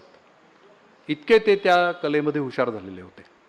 आणि मी सुरतेच्या लुटेच्या माझ्या लिखाणात मुद्दाम दाखवलं आहे आणि त्याच्या पुराव्यानिशी दाखवलेलं आहे की प्रत्येक घोडेस्वाराकडे किमान एक घोडा तरी जास्त असे. म्हणजे जेव्हा तुम्ही 10,000चे घोडेस्वार धरतायत तेव्हा तळावरती कमीत कमी 10,000 जादा घोडे असणार आहेत. तर या प्रकारचा जो सगळा मुघल तळ आहे तो तिथे आहे. आणि अर्थातच पायदळावरचे लोक जास्त करून हे ठिकठिकाणी ती त्या बेढ्यात पसरलेले असणार आहेत. त्यांना तिथे तंबू रावट्या असतील आणि घोडदळाचं काम आजूबाजूच्या परिसरात गस्त घालणं, शत्रू आपल्या अंगावर येत नाही याची खात्री करणं, आला शत्रू जवळपास तर त्याला पळून लावणं. आता या विषयात मराठ्यांच्या शिबंदीचं काय, किल्ल्यावर मराठ्यांची शिबंदी किती असेल? मी त्या दिवशी मी ह्याच्यात आमच्या इथे एक मीटिंग झाली होती तेव्हा त्याचा उल्लेख केला होता की साधारणतः 2,000-1,000ची तरी शिबंदी वरती असायला पाहिजे. आणि पाणी पुरवठ्याची काय अडचण नाही आहे वरती, राहण्याची तशी काय अडचण नाही, पठारं जी आहेत ती तिथे तशी त्याच्यावरती सोय होऊ शकते. पण ती अगदी काही फार मोठी म्हणजे राजवाडा वगैरेवर असेल असं काही समजण्याचं कारण नाही, साधी व्यवस्था असणार आहे. आणि असतील काही तुरळक प्रमाणात इतर बंदूकची वगैरे असतील. आणि मराठ्यांची युद्धसाधनं जसं रामशेजच्या लढ्यात आहे तसं वरतून काही वेळा बंदुकीनी खाली गोळ्या मारणं, धनुष्यबाणांनी म्हणजे बाण मारणं, आणि वेगवेगळ्या प्रकारे दगडाचा वापर करणं, म्हणजे गोफणीतून दगड मारणं, तोफेतून मारणं, दगड लोटून देणं खाली, अशा अनेक प्रकारे. आणि आपल्यापैकी लोकांनी जर का रामशेज पाहिला असेल तर रामशेजची समुद्रसपाटीपासून उंची जेमतेम 800 फूट वगैरे आहे. म्हणजे पहिला टप्पा जो आहे तो साधारणतः 600-700 फुटच आहे खरं तर, वरचा टप्पा 1200 फुटापर्यंत जाईल. तर ह्याच्या एवढ्या उंचीची सुद्धा त्यांना भीती आहे मुघलांना. ते सुद्धा त्यांना चढता आलेले नाहीत 8 महिने जवळजवळ. तर चाललेला त्यांनी विचारच केला नसेल वर चढणे वगैरे काही गोष्टीचा. आणि कारण तो असा काही प्रमाणात मी म्हणेन रायगडचं जसं आहे सगळ्या बाजून तसं आहे, फक्त जिथे सालोटा आणि साल्हेर हे 2 किल्ले एकत्र येतात तेच त्याचं खरं म्हणजे दुर्बल स्थान आहे असं म्हणूया. आता या वेढ्याचा कालावधी किती असण्याची शक्यता आहे? तर साधारणतः तो सप्टेंबरपासून सुरू झाला आहे, तो डिसेंबर एंडपर्यंत नक्कीच आहे. आणि साल्हेरची जी लढाई आहे, ही लढाई जी आहे ही जानेवारीच्या पहिल्या पंधरवड्यात साधारणतः 7-8 जानेवारीनंतर वगैरे झालेली असावी. काही उत्साही लोकांनी त्याची तारीख दाखवण्याचा प्रयत्न केला आहे, मी काही तो वाचला नाही, पण इतिहासाला ती तारीख माहीत नाही निश्चित. सगळ्यात महत्त्वाचा पुरावा जो आहे तो जेधे शकावलीचा आहे, कारण मुघल पुराव्यांमध्ये कुठेही तारीख नाही आहे आणि जेधे शकावलीमध्ये महिने असतात त्या संवत्सराचे. त्याच्यावरून आपल्याला अंदाज बांधावा लागतो की साधारणतः कुठल्या संवत्सरात म्हणजे कुठल्या सणावळीत आणि कुठल्या महिन्यात हे घडलं असेल. आता हा सगळा जो वेढा आहे हा एवढा लांबल्यानंतर महाराजांना चिंता वाटणं हे साहजिकच आहे, कारण की इतकं महत्त्वाचं जे गोष्ट आपल्या हातात आलेली आहे ती आता सोडून जाता कामा नाही आहे. त्याच्याकरता प्रयत्नांची शर्त केली पाहिजे आणि त्यामुळे त्यांनी ठरवलं की हा वेढा आता उठवण्याची गरज आहे. म्हणजे त्याच्याकरता काहीतरी बाहेरून आपल्याला प्रयत्न करावे लागतील, कारण किल्ल्यावरची शिबंदी एका मर्यादेपेक्षा जास्त काळ राहू शकणार नाही. शेवटी रामशेजची गोष्ट वेगळी होती, तिला स्थानिक सपोर्ट खूप होता, खालून मिळू शकत होता आणि मराठ्यांची सैन्य सतत रामशेजच्या परिसरामध्ये घिरट्या घालत होती आणि त्यांनी यांना बेजार काढून सोडलं होतं वेढ्यातल्या लोकांना.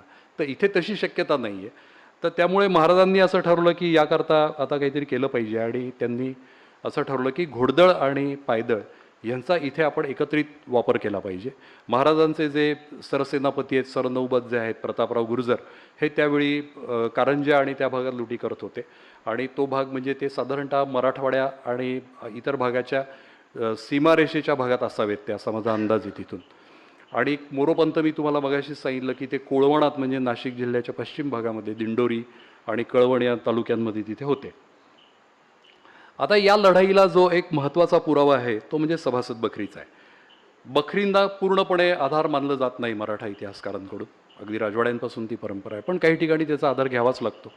आणि ही बखर त्यातल्या त्यात लवकर म्हणजे 25-30 वर्षातच ही बखर लिहिली गेलेली आहे, त्यामुळे ती अत्यंत महत्त्वाची आहे. आता त्याच्यात महाराजांनी असं म्हटलं आहे, त्याच्यामध्ये सभासद बखरींनी उल्लेख असा दिला आहे की हे वर्तमान राजियास कळून, मी तुम्हाला मुद्दाम वाचून दाखवतोय म्हणजे एकंदरीत सगळी व्यूहरचना काय आहे ती त्यातनं कल्पना येईल, तोंडी तर मी सांगेनच. राजियांनी प्रतापराव सरनौबत लष्कर देऊन मुघलाईत पाठवले होते. त्यास जासूद पाठवले की तुम्ही लष्कर घेऊन शिताफीने वरघाटे साल्हेरीस जाऊन बेलोल खानावर छापा घालून बेलोल खानास मारून चालवणे. जे महाराजांनी त्यांना व्यूहरचना काय ती स्वतः दिलेली आहे की तुम्ही तुमचं घोडदळ जे आहे ते घेऊन तुम्ही वरघाटावरतून, म्हणजे साधारणतः जेव्हा आपण सह्याद्रीचे घाट इकडून चढतो दोन्हीकडून आणि मधला जो घाटमाथ्याचा परिसर आहे सगळा नाशिक जिल्ह्याचा वगैरे, त्याला वरघाट म्हणत असत. आणि तुमचा हे जे आहे बालाघाट, ते माझे मित्र इथे आले अमोल गोटे, ते ज्या भागामधले आहेत होते आत्ता, तो जो भाग आहे सगळा बीड आणि उस्मानाबाद, त्याला बालाघाट म्हणत असत, जो तुलनेने उंचवट्यावरती येतो. तर हे जे आहे त्या वरघाटे त्यांनी यायला सांगितलेलं आहे. आणि कोकणातून मोरोपंत पेशवे यास हाशमानिशी रवाना केले. हाशम म्हणजे पायदळ, पाईक, म्हणजे शब्द वेगवेगळे आहेत. एका ठिकाणी लष्कर शब्द वापरला आहे, एका ठिकाणी हाशम शब्द वापरला आहे. हे इकडून येतील, तुम्ही वरघाटी येणे, असे दुतर्फा चालून घेऊन गनिमास मारून गर्दीस मिळवणे. म्हणजे इतकी स्पष्टपणे त्यांनी सांगितलेलं आहे की दोन्हींनी एकत्र या आणि एकत्र येऊन जो शत्रू आहे आपला त्याला संपवा. आता म्हणून आपल्या पुढे जे त्याच्यातून निष्कर्ष निघतात की ही पायदळ आणि घोडदळाची जी ती संयुक्त कारवाई आहे. मोरोपंत मी तुम्हाला सांगितल्याप्रमाणे या नाशिकच्या भागात आहेत, त्यांच्याबरोबर किमान 15,000चं पायदळ तरी असेल. मोरोपंतांबरोबर जवळजवळ 20-25,000ची सेना नेहमी असली पाहिजे. त्यातले काही भाग त्यांनी या कोळवणात ठेवला असेल आणि काही भाग घेऊन ते किल्ल्याकडे यायला निघाले असतील. आता ते कोणत्या भागातनं आले तर आत्ता ज्या रस्त्यांनी आपण आभोण्याहून जातो, कळवण तालुक्यातून आभोण्याकडून पुढे आपण केळझर धरण जे आहे तिथून जो पुढे येतो कापशीबारी घाट, त्याच्यानंतर मानूर आणि पुढे आपण साल्हेरला येतो, तर या भागातनं ते वर सरकलेले असणार आहेत. त्याचा मी तुम्हाला रूट मॅप पुढे दाखवीनच. आणि प्रतापराव आहेत ते मी आपल्याला मगाशी सांगितल्याप्रमाणे या सीमारेषेवर असतील. अजिंठा घाट चढून ते 40गाव मालेगाव मार्गे ते सटाण्याला आलेले असले पाहिजेत. त्याचं कारण की ते इतर कुठल्याही भागात न आले तर ते मुघल सैन्याशी त्यांचा संघर्ष होऊ शकतो. कारण की त्यांना मुल्हेरून येता येणार नाही, कारण मुल्हेरला मुघलांचं मुख्य ठाण आहे आणि मुल्हेरून पुढे आलात की लगेच वेढा चालू होतो. म्हणजे त्यांना साल्हेर किल्ल्याच्या दक्षिण भागातून त्यांना यायला पाहिजे. तर त्यामुळे ते या भागातनं आलेले असले. ह्याचा फायदा काय झाला त्यांना, त्यांच्या ठिकाणापासून गंतव्य ठिकाण म्हणजे साल्हेरचा हा तळ हे सगळ्यात जवळचं डिस्टन्स आहे त्यांना यायला. हा मार्ग जो आहे तो, जो मी आत्ता तुम्हाला सांगितला, तो चाळीसगाव, मालेगाव, अजमेर, सौंदाणे, त्याच्यानंतर तिथून पुढे सटाणा मार्गे, जो सटाण्याहून रस्ता आहे तो मुंजवाड मार्गे साल्हेरला, दगडी साकोडे जिथे भिलाई किल्ला आहे, या मार्गाने येऊन साल्हेरच्या परिसरात, साल्हेर गावाच्या परिसरात म्हणजे महारदरच्या परिसरात येणे. त्याच्यानंतर त्यामुळे त्यांना मोरोपंतांचं जे सैन्य आहे त्याच्याशी त्यांना बरोबर त्यांना मिळणं तिथे शक्य होतं. नाही तर मोरोपंत उत्तर बाजूला असणार आणि हे दक्षिण बाजूला असणार घेऊन असं काही उपयोग नव्हता. दोन्ही सैन्य जी आहेत ही आपण मराठीत जसं म्हणतो तसं एक समयावच्छेदे करून एकाच वेळी दोन्ही सैन्य एकाच परिसरामध्ये येणं ही यामागची सगळ्यात व्यूहाच्या मागची महत्त्वाची गोष्ट आहे. आणि ती पायदळ आणि घोडदळ यांच्या संयुक्त रीतीने करण्यात आलेली आहे. त्यामुळे दोन्ही सैन्य साधारणतः लढाईच्या आदल्या दिवशी म्हणजे लढाईच्या आदल्या दिवशी संध्याकाळी ही साल्हेरच्या ह्या महारदर जे गाव आहे त्याच्या परिसरात आलेली असली पाहिजेत. संध्याकाळीच का, कारण की शत्रूला समजत नाही, थंडीचे दिवस आहेत, त्यामुळे दिवस लहान आहे, सूर्य लवकर मावळतो, लवकर उगवतो, यामुळे दिवस लहान आहे आणि त्यामुळे हालचाली ज्या आहेत ह्या सगळ्या पहाटे आणि रात्रीच्या वेळामध्ये महत्त्वाच्या हालचाली आहेत त्या केलेल्या असणार आहेत. आता या दोघांनी प्रत्यक्ष लढाईला जेव्हा सुरुवात झालेली असेल, मी मगाशी आपल्याला सांगितलं तेव्हा लढाईची तारीख माहिती नाही इतिहासाला, तर या ठिकाणी त्यांनी पहाटेच्या सुमारालाच सुरुवात केलेली असली पाहिजे. आणि मगाशी मी आपल्याला सांगितल्याप्रमाणे वेढा जो आहे तो या भागामध्ये महारदर आणि साल्हेर गावापासून महारदर या 5-6 किलोमीटरमध्ये तो तुलनेने विरळ आहे. त्यामुळे पहिले तिथला जो मुघलांचा जो तिथलं जे वर्चस्व आहे ते मोरोपंतांनी मोडून काढलेलं असलं पाहिजे. आता ह्याच्यामध्ये सभासद बखरीमध्ये ही जी लढाई आहे ही 4 प्रहर चालली असा उल्लेख आहे. 4 प्रहर म्हणजे 12 तास होतात, म्हणजे सकाळी 6 पासून ते संध्याकाळी 6 पर्यंत. आता प्रत्यक्षामध्ये लढाई म्हणजे असं आपल्याला वाटेल की धमासान तुंबळ युद्ध जे आहे हे 10-12 तास चाललेलं असेल, तर असं नाही आहे. कुठलीही लढाई जी आहे ही सुरुवात होते, दोन्ही पक्ष एकमेकांवर तुटून पडतात, थोड्याच वेळात एका पक्षाला लक्षात येतं की दुसरी बाजू ही आपल्यापेक्षा वरचढ ठरते, त्यामुळे तो पक्ष जर का हुशार असेल तर तो हळूहळू आपल्या माघारीला सुरुवात करतो. पानिपतच्या लढाईत हे तुम्हालाही दिसेल. तर या ठिकाणी साधारणतः 6 वाजता ही ऑपरेशन सुरू झाल्यानंतर 8 ते 12 पर्यंत ही जोरदार लढाई झालेली असणार आहे. या लढाईनंतरचा पुढचा जो टप्पा येईल म्हणजे 12 वाजेनंतरचा, त्याच्यात मुघल सैन्याच्या लक्षात आलेलं असणार आहे की मराठी आपल्याला वरचढ ठरतायत आणि त्यामुळे त्यांनी हळूहळू त्याच्यातनं पळ काढायला सुरुवात केलेली असणार आहे. पण आता ही जॉईंट ॲक्शन कशी झाली असेल तर ह्याच्यामध्ये घोडदळाचा जो वाटा आहे तो खूप मोठा आहे. आणि त्याच्यात आपल्याला आता ग्रँडफचा इतिहास आहे, तर ग्रँडफला मराठी इतिहासकारांनी तसं तुच्छ मानलेलं आहे एक प्रकारे खरं म्हणजे. पण मला त्याचं नेहमी कौतुक वाटत आलेलं आहे की मराठ्यांचा इतिहास समग्रपणे लिहिण्याचं काम सर्वात आधी त्यांनी केलेलं आहे. आणि काही सोर्सेस त्याच्यापुढे नक्कीच होते. साताऱ्याला तो असताना साताऱ्याचे राजे प्रतापसिंह जे आहेत त्यांचा ट्युटर म्हणून तो काम करत असे आणि त्यामुळे त्याला काही मराठी तर येत असेल आणि मराठी साधनं पण मिळालेली होती असणार आहेत जी आत्ता इतिहासाला माहीत नाहीत. तर त्यांनी दिलंय की यांनी प्रथम हे घोडदळ जे आहे या घोडदळांनी वेगाने जाऊन त्यांच्यावरती चालून घेतलं स्वतःला. आणि माझा असा अंदाज आहे की जो मी तुम्हाला साल्हेरचा मुख्य तळ सांगितला तिथे त्यांनी पहाटेच्या सुमारेला जाऊन सगळेजण झोपेतून नुकतेच उठत असतील अशा वेळी तिथे जाऊन हल्ला चढवलेला असला पाहिजे. आणि त्यामुळे तिथे सगळं गोंधळाचं वातावरण आणि सगळ्या गोष्टी अस्तव्यस्त झालेल्या असल्या पाहिजेत. त्यांना घोड्यावरती मान घेऊन त्यांना घोडे काढून ह्याच्यामध्ये सुद्धा काही वेळ गेला असेल. अशा अचानक जेव्हा छापा पडतो तेव्हा शत्रू जो आहे तो गोंधळून जातो आणि त्या गोंधळाचा फायदा त्या आक्रमकाला मिळतो. आणि इथे मला असं लक्षात आलं की अलेक्झांडर जो होता, सिकंदर, अलेक्झांडर द ग्रेट, त्यांनी ही जे तंत्र आहे ते बऱ्याच वेळा वापरलेलं आहे. कारण अलेक्झांडरचे सगळे विजय जे आहेत हे मुख्यतः वेगवान घोडदळाच्या हालचालींवरचे विजय आहेत.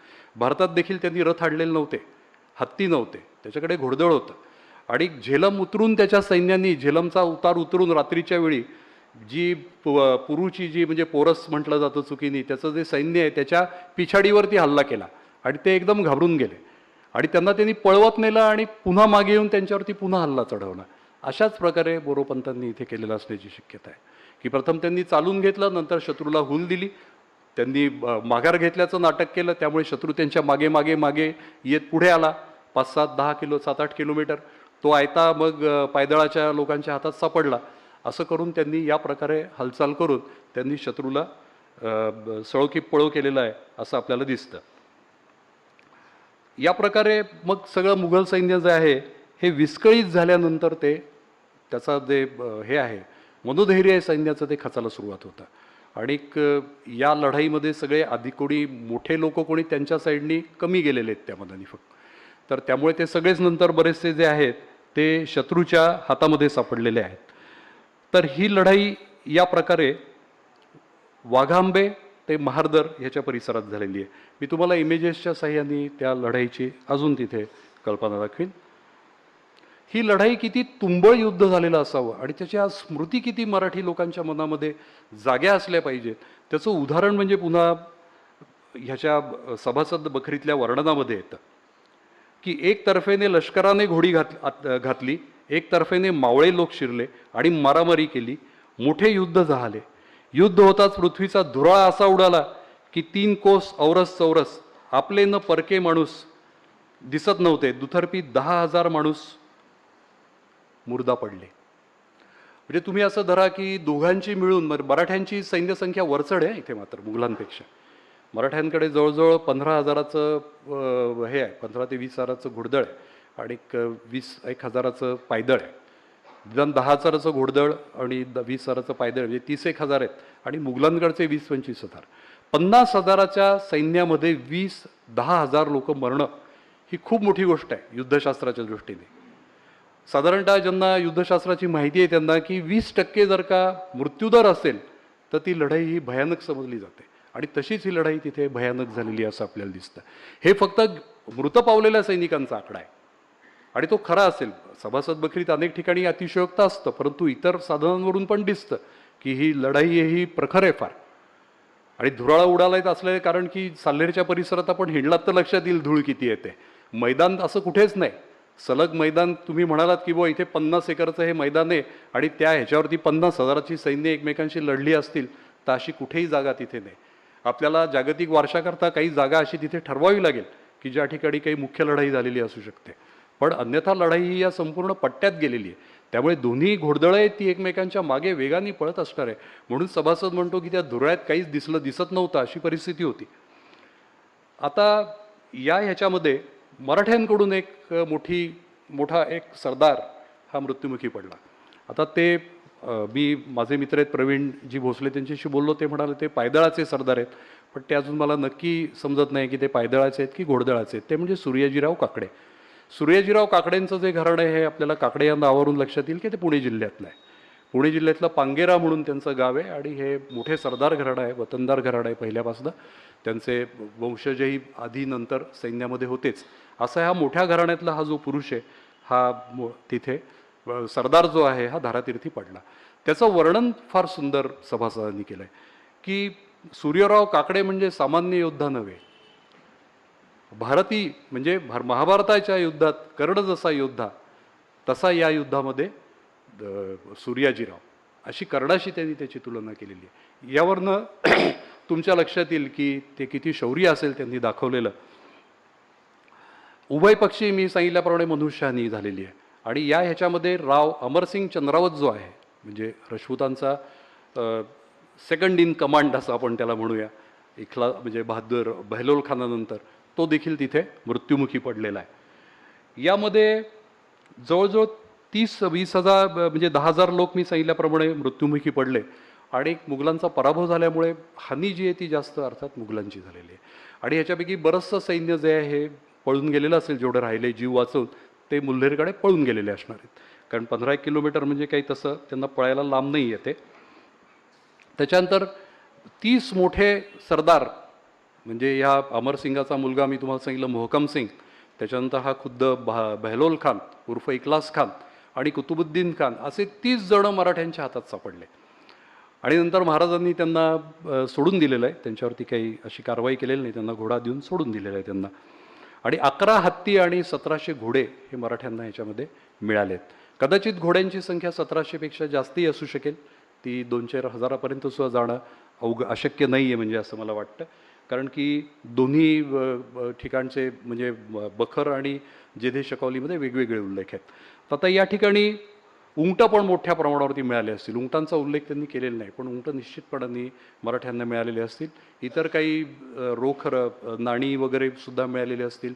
तंबूचं आपण बिछायत सामान म्हणतो ते पण त्याला मिळालेलं असेल. तर अशा रीतीने ही मुघलांची जी संपूर्ण त्या छावणीची तिथे वाताहत झालेली असणार आहे. त्याच्यानंतर या सगळ्यामध्ये किल्ल्यावरती शिबंदी होती ना, त्यांनी पण काहीतरी त्यांचा वाटा उचललेला असणार आहे. जेव्हा त्यांना असं लक्षात आलं असेल की खालचं आता आपलं मराठा सैन्य हे विजयाकडे जात आहे, त्यावेळी त्यांनी थोडी उचल खाली असेल आणि त्यांनी खाली खाली उतरून त्यांनी वरतून गोळ्यांचा मारा, बंदुकांचा मारा, बाणांचा मारा असा सगळा सुरू केलेला असेल.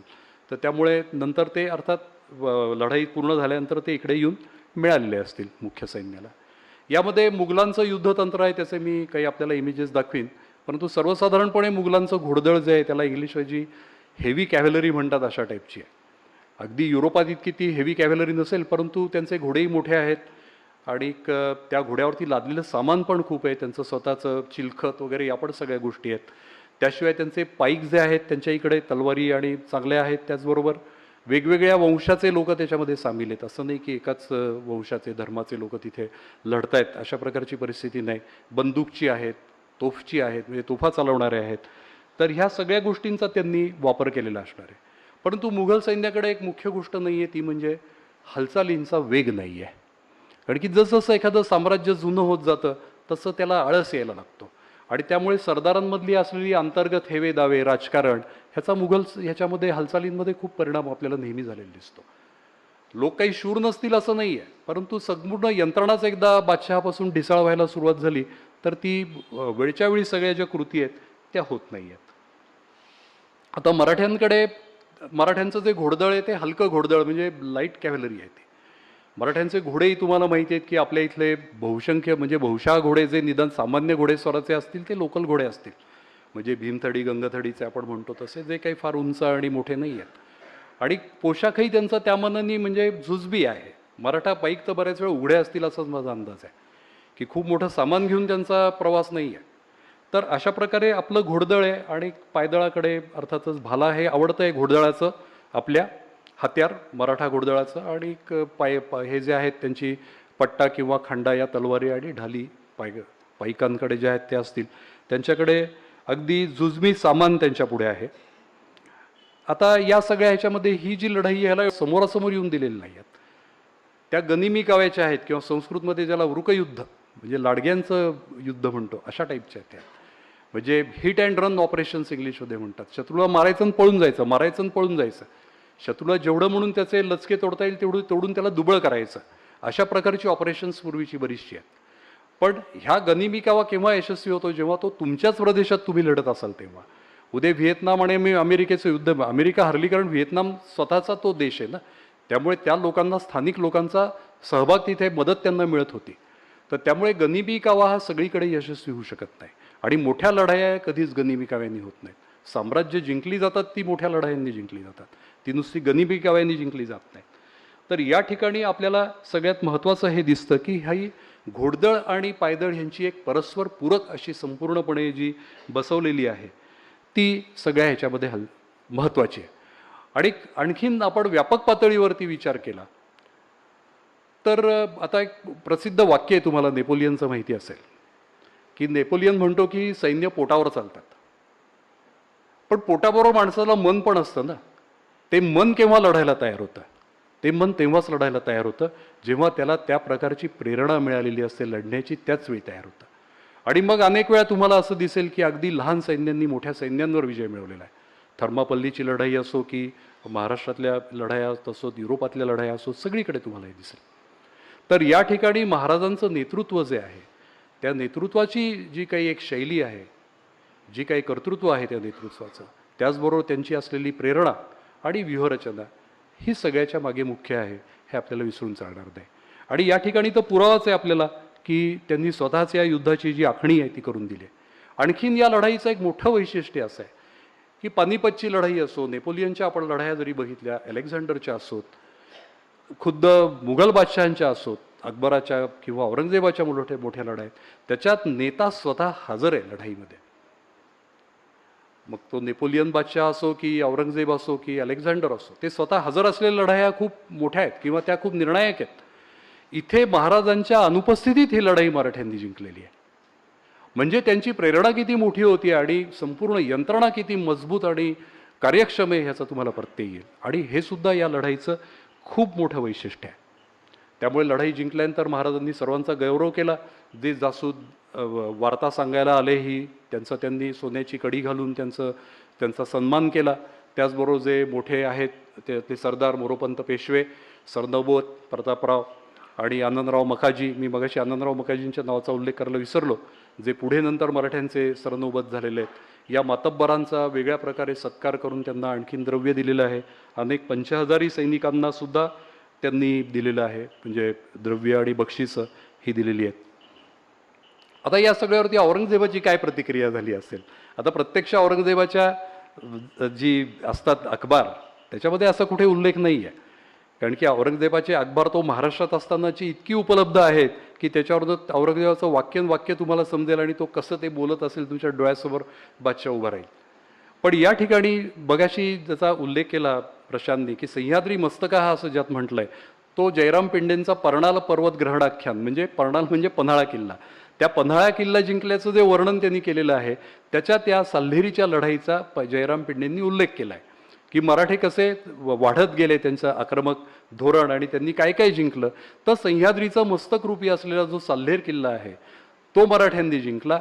आणि त्यावेळी त्यांनी दिलंय की औरंगजेब बादशहानी त्याच्या सैनिकांना असं विचारलं, आता हे पर्णाल पर्वत ग्रहणाख्यान संस्कृतमध्ये, मृतम किमपि नो तस्मिन युद्धे साल्हेरी पर्वते, मृतम किमपि त्वम, तुम्ही त्या साल्हेरच्या लढाईत मेला का नाहीत मला हे सांगायला येण्यापेक्षा, अशी औरंगजेबाची प्रतिक्रिया आहे आणि जी सार्थ असेल असं आपल्याला वाटतं. तर या सगळ्याचा उत्तर भारतात झालेले जे पडसाद आहेत ते फार मोठे झाले. परंतु औरंगजेब बादशाह त्यावेळी दुसऱ्या ह्याच्यात गुंतलेला होता. अफगाण टोळ्यांचा उपद्रव जो आहे ह्या वायव्य सरहद्दीवरती खूप वाढलेला होता आणि सतनामी साधूंचं आंदोलन पण उत्तर भारतामध्ये बऱ्यापैकी वाढलेलं होतं. या सगळ्यामुळे बादशहांनी लगेच तरी काही दक्षिणेत येण्याचा विचार केलेला नाही. आता या लढाईचे परिणाम काय झाले? लढाई एवढी महत्त्वाची का आपल्या दृष्टीने? लढाईचे कुठलाही अप्रत्यक्ष परिणाम असतात आणि प्रत्यक्ष परिणाम असतात. आपण अप्रत्यक्ष परिणाम पहिले घेऊ. अप्रत्यक्ष परिणाम सर्वात मोठा हा झाला की मराठ्यांचा आत्मविश्वास स्वतःबद्दलचा वाढला, की समोरासमोरच्या लढाईमध्ये देखील आपण मुघलांसारख्या प्रबळ शत्रूशी लढू शकतो आणि त्याच्यावरती विजय मिळवू शकतो, हा आत्मविश्वास मराठ्यांना आला. आणि त्यामुळे तो पुढच्या सगळ्या संघर्षाकरता तो उपयोगी ठरला. दुसरा फायदा असा आहे की अगोदरची जवळजवळ 150 वर्ष मुघलांचं राज्य आहे, म्हणजे अगदी बाबरापासून तुम्ही विचार केला तर जवळजवळ 150 वर्ष हे राज्य आहे भारतामध्ये. आता एवढा प्रदेश पहिल्यापासून नव्हता, परंतु एवढा निर्णायक पराभव एखाद्या लढाईत मुघलांचा कोणीही केलेला नाही. राणा प्रतापांनी देखील नाही, कुठल्याच लोकांनी इतका निर्णायक पराभव मराठ्यांचा एखाद्या लढाईत, मुघलांचा पराभव एखाद्या लढाईत केलेला नाही आहे. आणि त्यामुळे हा संदेश अख्ख्या भारतभर गेलेला आहे आणि त्यामुळे त्या सर्वांना भारतातल्या सत्ताधीशांना हे लक्षात आलेलं आहे, मुघल सोडून आणि सर्वसामान्य जनतेला उत्तर भारतातल्या काय किंवा इतरत्र, की आता मुघलांशी लढू शकेल अशी एकमेव शक्ती ही फक्त मराठ्यांची आहे, शिवाजी महाराजांची आहे. हा संदेश अख्ख्या भारतभर गेला. तो तेव्हापासून तुम्हाला असं दिसेल की कुतुबशाही गोळकोंड्याची आणि विजापूरची आदिलशाही यांचे आणि महाराजांचे जे संबंध आहेत ते तुम्हाला एका वेगळ्या स्तरावरती गेलेले दिसतील. त्या सगळ्यांना महाराजांबद्दलचा जो आदर आहे तो तुम्हाला वाढलेला दिसेल. अफगाण आपलं शीख आहेत, त्याच्यानंतर जाट आहेत, बुंदेला राजपूत आहेत, या सगळ्यांना यामुळे हुरूप आलेला आहे लढायला. अगदी आसामपर्यंत हे पडसाद उमटलेत की अहोम लोकांनी देखील औरंगजेबाशी संघर्ष सुरू केलेला आहे. तर या सगळ्याच्या मुळाशी जी आहे ही साल्हेरची लढाई आहे आणि त्यामुळे मराठ्यांची एकंदरीत जी बार्गेनिंग पॉवर आपण म्हणतो ती मराठ्यांना त्याच्यामुळे प्राप्त झालेली आहे. हे झाले अप्रत्यक्ष फायदे, हे न दिसणारे फायदे. परंतु प्रत्यक्ष आपण ज्याला म्हणतो पातळीवरती ग्राउंड लेवलवरती काय मिळालं? सगळ्यात महत्त्वाचं हे मिळालं की बागलाणचा जो प्रांत आहे, जो आता आपण जो तालुका समजतो पण ते एक राज्य होतं स्वतंत्र, बागलाणचा जो सुभा आहे तो मराठ्यांच्या ताब्यात आला. आणि त्याचं महत्त्व असं आहे मित्रांनो की बागलाणमधून तुम्हाला उत्तरेत जाता येतं, गुजरातमध्ये जाता येतं आणि मध्य प्रदेशात जाता येतं. आणि त्यामुळे सुरतेवरती कायमचं नियंत्रण ठेवणं त्यामुळे शक्य झालं पुढे. आणि बागलाणला लागून असलेली जी जव्हार आणि रामनगरची जी कोळी राज्य आहेत ही देखील नंतरच्या काळात मराठ्यांनी जिंकलेत. त्यातलं 1672 नंतर लगेचच जव्हारचं जिंकलंय. पण रामनगरचं कोळी राज्य मात्र 1678पर्यंत चिवटपणाने मराठ्यांच्या विरुद्ध लढलेले आहेत. रामनगरची जी कोळी राज्य आहे ते, रामनगरचं राज्य जरी कोळी असलं तरी त्याचा राजा मात्र राजपूत असे आणि जव्हारच्या कोळी राज्याचाही राजे पण कोळी होते. आणि आणखीन एक सांगायचं बघायशी राहिलं की बगुल राजे जे आहेत, बागुल राजे हे देखील कोळी आहेत राजे. तर असा ह्या मंडळींचा जो तिथे होतं सगळं वर्चस्व ते मुळे गेलं. आणि जसं जावळीचं महत्त्व आहे की इतिहासामध्ये ह्याच्यात लिहून ठेवलेलं आहे आपल्या शिवभारतामध्ये की ज्याच्या हातात जावळी त्याच्या ताब्यात सह्याद्री. तसं ज्याच्या ताब्यामध्ये हा प्रदेश येईल रामनगर आणि जव्हार आणि बागलांडचा, त्याला उत्तर भारताचा दरवाजा जो आहे तो मोकळा होतो. त्यांना औरंगाबादहून खुष्कीच्या मार्गाने मध्य प्रदेशात जाण्याची गरज नाही. त्यांना गुजरातच्या डांगमधून गुजरातच्या जो वनवासी भाग आहे त्याच्यातनं सरळ तुम्हाला मेवाडच्या राज्यात घुसता येतं. तर हा मोठा फायदा जो आहे तो मराठ्यांना झाला. याशिवाय जो एक फरक आहे तो गनिमी तंत्राकडून उघड म्हणजे ओपन वॉरफेअरकडे जाण्याचा जो प्रवास आहे हा इथून सगळा सुरू झालेला आहे. आणि तो करण्याकरता खूप वेगळ्या प्रकारच्या तंत्राची गरज आहे, मुख्यतः युद्ध साधनांची गरज आहे. जेव्हा तुम्ही गनिमी कावा सोडणार आहात आणि तुम्हाला म्हणजे सोडायचा आहे तुम्हाला आणि तुम्हाला अजून साम्राज्य जिंकायचं आहे, अजून प्रदेश जिंकायचा आहे, तो तुम्ही काही गनिमी कावा करत करत हळूहळू जिंकू नाही शकणार आहे. तो घोडदळाच्या मोठ्या ज्या लढाया असतात ज्या पहिल्या बाजीरावांनी करून दाखवलं पुढे, तशा प्रकारच्या लढायांनी जिंकता येतो. त्यामुळे कार्यक्षम आणि चांगलं घोडदळ उभं करणं, त्यांना शस्त्र देणं, अग्निशस्त्र मराठ्यांचं त्यांच्यामध्ये त्यांना निष्णात करणं आणि ती मिळवणं, तोफा या सगळ्याकरता, तोफांकरता, बंदुकांकरता आपण परकीयांवर अवलंबून होतो त्यावेळेच्या. ह्या सगळ्या मी मगाशी कंपन्या सांगितल्या त्यांचा हाच धंदा होता. जो आत्ता ते जगभर करतात तोच धंदा ते त्यावेळी करत होते की वेगवेगळ्या राष्ट्रांना शस्त्र पुरवून एकमेकांच्या विरुद्ध लढवत ठेवणे आणि आपल्या शस्त्रांची कायम चाचणी घेत राहणे, हा उद्योग त्यावेळी चालू आहे. पण त्या शस्त्रांचा दर्जा चांगला असल्यामुळे आपल्याला त्यांच्यावरती अवलंबून राहणं जे आहे ते भाग झालेलं आहे. तर अशा प्रकारे ही जे सगळं घडलं चाललेलं, त्याच्यामुळे महाराजांचं आक्रमक धोरण जे आहे ते आणखीन पुढे वाढलं आणि मग 1674मध्ये भारताच्या इतिहासातला तो जो सोन्याचा दिवस आहे तो अवतरला. आणि तो म्हणजे राज्याभिषेकाचा. म्हणजे राज्याभिषेकाच्या टप्प्यापर्यंत येईपर्यंत पुढची जी 2 वर्ष आहेत ही अशा सगळ्या प्रकारे जी मजबूती आहे राज्याची आणि सैन्याची आहे ती झाली. आणि त्यामुळे आज्ञापत्र जे आहे प्रसिद्ध, त्या आज्ञापत्रामध्ये जे अमात्य आहेत आज्ञापत्रकार, त्यांनी असं म्हटलंय की साल्हेरी अहिवंतापासून म्हणजे मराठी राज्याची सीमा कुठपर्यंत गेली तर साल्हेर किल्ला आणि अहिवंत किल्ला जो तुम्ही वडीला जाता सप्तशृंगाला, तिथे नांदुरीच्या इथे जो दरे म्हणून गाव आहे तिथे जो किल्ला आहे तो म्हणजे अहिवंत किल्ला. तर त्या साल्हेरी अहिवंतापासून ते चंदी कावेरी तटापर्यंत, चंदी म्हणजे जिंजीला मराठी साधून चंदी म्हणत, त्यांना ते चंदी म्हणत आणि तामिळनाडूला आजच्या कर्नाटक म्हणत त्या काळामध्ये. तर चंदेरी कावेरी तटापर्यंत निष्कंटक राज्य, शतानी कोट किल्ले तसेच जलदुर्ग व कित्येक विषमस्थाने हस्तगत केली. ह्याच्यातला सगळ्यात महत्त्वाचा शब्द आहे मित्रांनो निष्कंटक राज्य, जे नंतरच्या काळात मराठ्यांनी केलं नाही.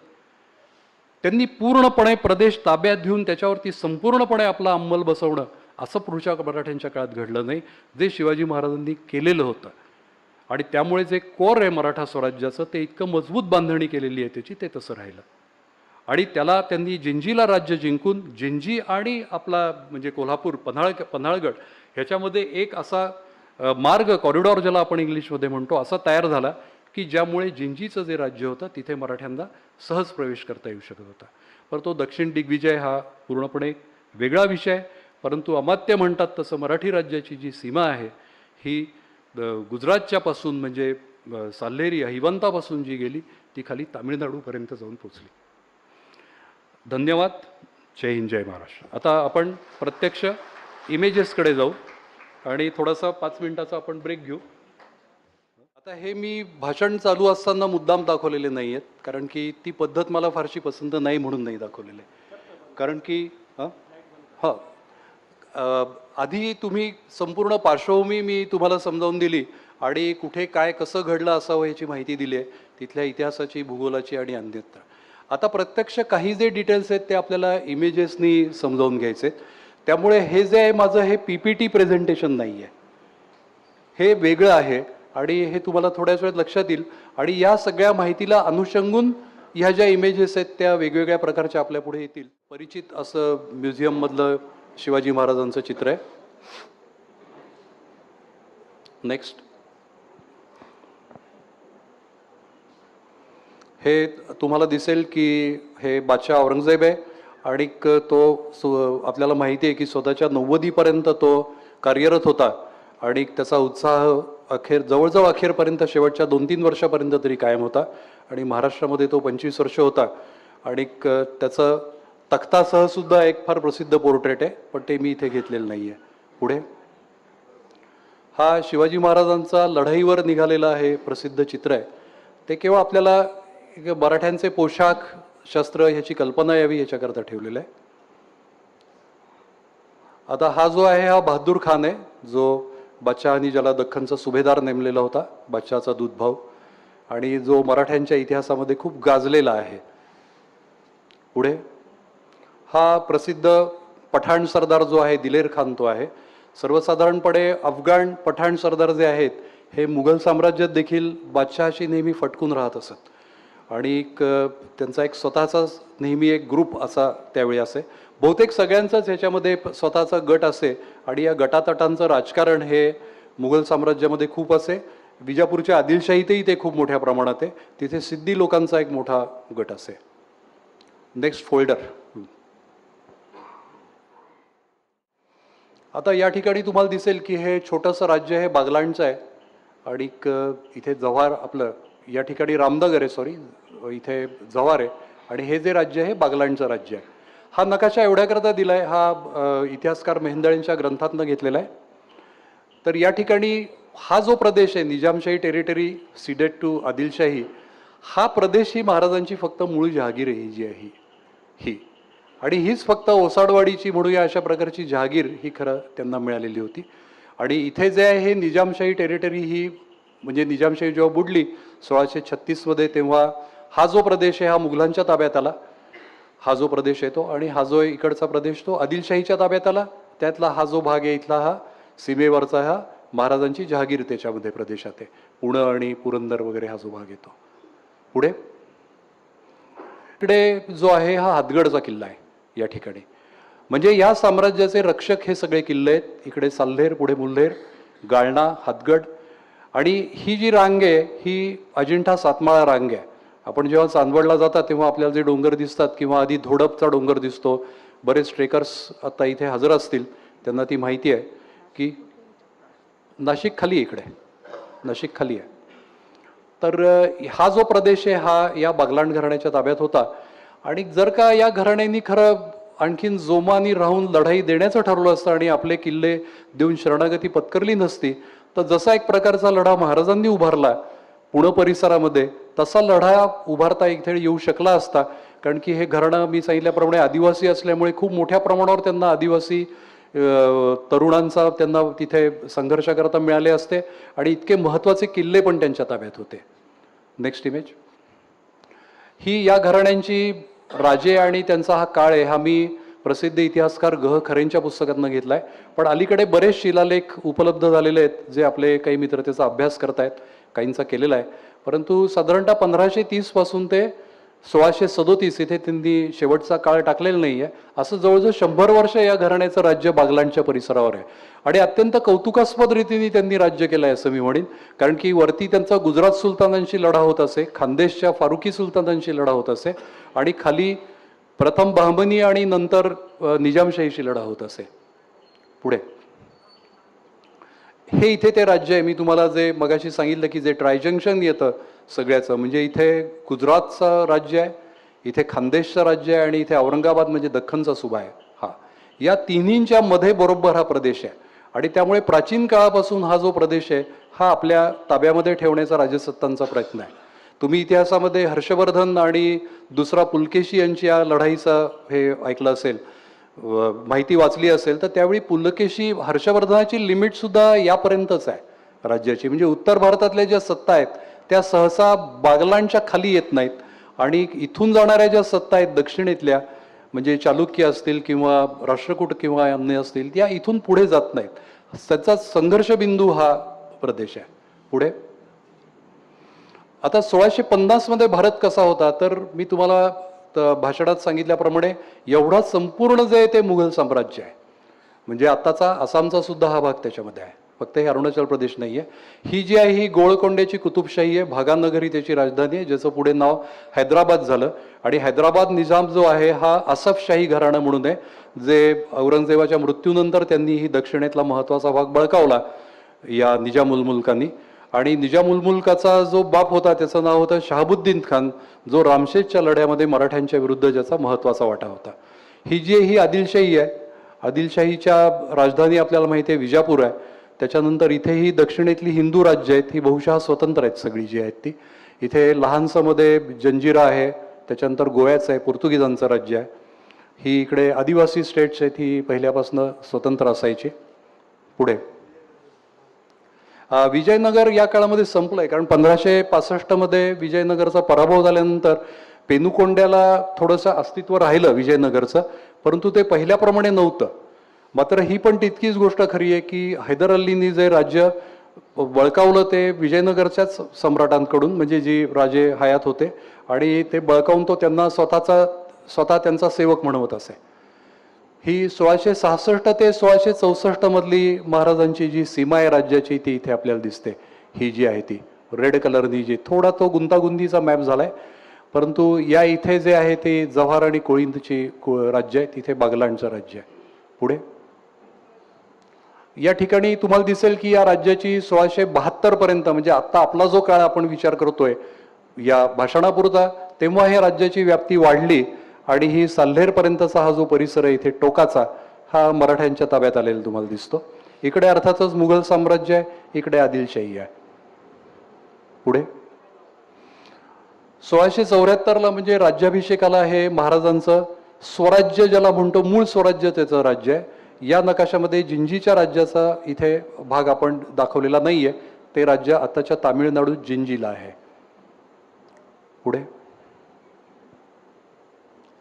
नेक्स्ट, आता मी साल्हेर किल्ल्याच्या तुम्हाला इमेजेस दाखवणार आहेत, त्या सुद्धा या लढाईच्या अँगलनी दाखवणार आहे, त्यामुळे थोड्याशा फास्ट जाणार आहे मी आपल्या वेळेची मर्यादा लक्षात घेऊन. तर आता मी सुरुवातीलाच तुम्हाला सांगितलं की साल्हेरच्या इथे असं काही मोठं मैदान उपलब्ध नाही आहे, परंतु काही भाग हा थोडासा असा मैदानाचा असू शकतो की ज्या ठिकाणी लढाया झालेल्या असू शकतील. ही जी आहे ही वाघांबे गावाची वाडी आहे. इकडून आपण मुल्हेरकडून येतो असं तुम्ही धरून चाला. आपण आता जिथून बघतोय ही किल्ल्याची उत्तर बाजू आहे. हा किल्ला आहे, हा सालोटा किल्ला आहे, हा साल्हेर किल्ला आहे. इथे साल्हेर गाव या बाजूला आहे आणि असा वळसा मारून वेढा आहे. वेढा साधारणतः ही जी इथे डिवायडिंग लाईन आहे याच्या इथून वेढा साधारणतः सुरू झालेला असणार आहे, तो मागच्या भागापर्यंत गेलेला असेल. पुढे हे साधारणतः मला असं, हा मागे आहे 5 पांडव म्हणून डोंगर येथे, आणि या ठिकाणी पण असा एक थोडासा मैदानी भाग आहे हा वाघांबे गावाच्या परिसरातला, जो देखील एखाद वेळे संभाव्य लढाईच्या करता तिथे होऊ शकतो. तिथे आता हा पॉइंट खूप महत्वाचा आहे, कारण की ही खिंड आहे. मला या संपूर्ण ह्याच्यात ज्यांच्या एक काल महत्वाचा उल्लेखाकरता मदत झाली ते माझे मित्र स्वप्नील खोते इथे आलेले आहेत. त्यांनी या सगळ्या परिसराचा खूप अभ्यास केला आणि यापूर्वी आपल्याकडे ते पहिल्यांदा आले होते तेव्हा त्यांनी अनेक वाटांचं आपल्याला दर्शन त्यात घडवलेलं आहे. तर ही महत्वाची खिंड या दोन्ही मधली आहे, साल्हेर आणि सालोट्यामधली. आणि सालोटा चढणं हाही एक तसा रोमहर्षक अनुभव आहे. आणि ही जी खिंड आहे इथे काही वेढा या खिंडीत जाणं शक्य नाहीये, त्यामुळे साधारणतः या लेव्हलपासून, म्हणजे हे जे एलिव्हेशन आहे याच्या लेव्हलपासून असा वेढा असण्याची शक्यता आहे. पुढे हा पुन्हा आपल्याला साल्हेर किल्लाच बघतोय, याच्यामध्ये थोडासा खालचा हा सपाट प्रदेश आहे. नेक्स्ट, ही आता उभारलेली ही एक स्ट्रक्चर आहे, वन खात्याने उभारलेलं असतं ते. ही इमेज मी एवढ्याकरता ठेवली आहे की पूर्वी लढाया म्हणजे वेढ्यांमध्ये दमदमा म्हणून एक स्ट्रक्चर उभं करत असत लाकडाचं, आणि ते आत्ताच्या म्हणजे साधारणतः ते 50 फुटापासून 100 फूट उंच असे. मी रामशेजच्या लढ्यामध्ये त्याची सखोल माहिती दिलेली आहे, त्या लेखामध्येही दिलेली आहे. तर या काही वेळा जर का तोफांचा मारा करायचा असेल आणि समोर कोणता डोंगर नसेल तर मग ह्याचा उपयोग, या दमदम्यांचा उपयोग केला जाईल आणि ह्याच्यावरती मोठ्या संख्येने छोट्या तोफा नेऊन त्याच्यावरतून मारा केला जात असे. ही आता चढणीची वाट सुरू झालेली आहे. पुढे पुढे हे साल्हेरचे बुरुज आहेत. आता हे बुरुज करून आपण एका साल्हेरच्या टप्प्यावरती येतो. पुढे हा पहिला दरवाजा आहे, पुढे 5 दरवाजे आहेत असे, आणि इथून गेल्यानंतरचा हा जो भाग आहे ह्याला तबक असं म्हणतात.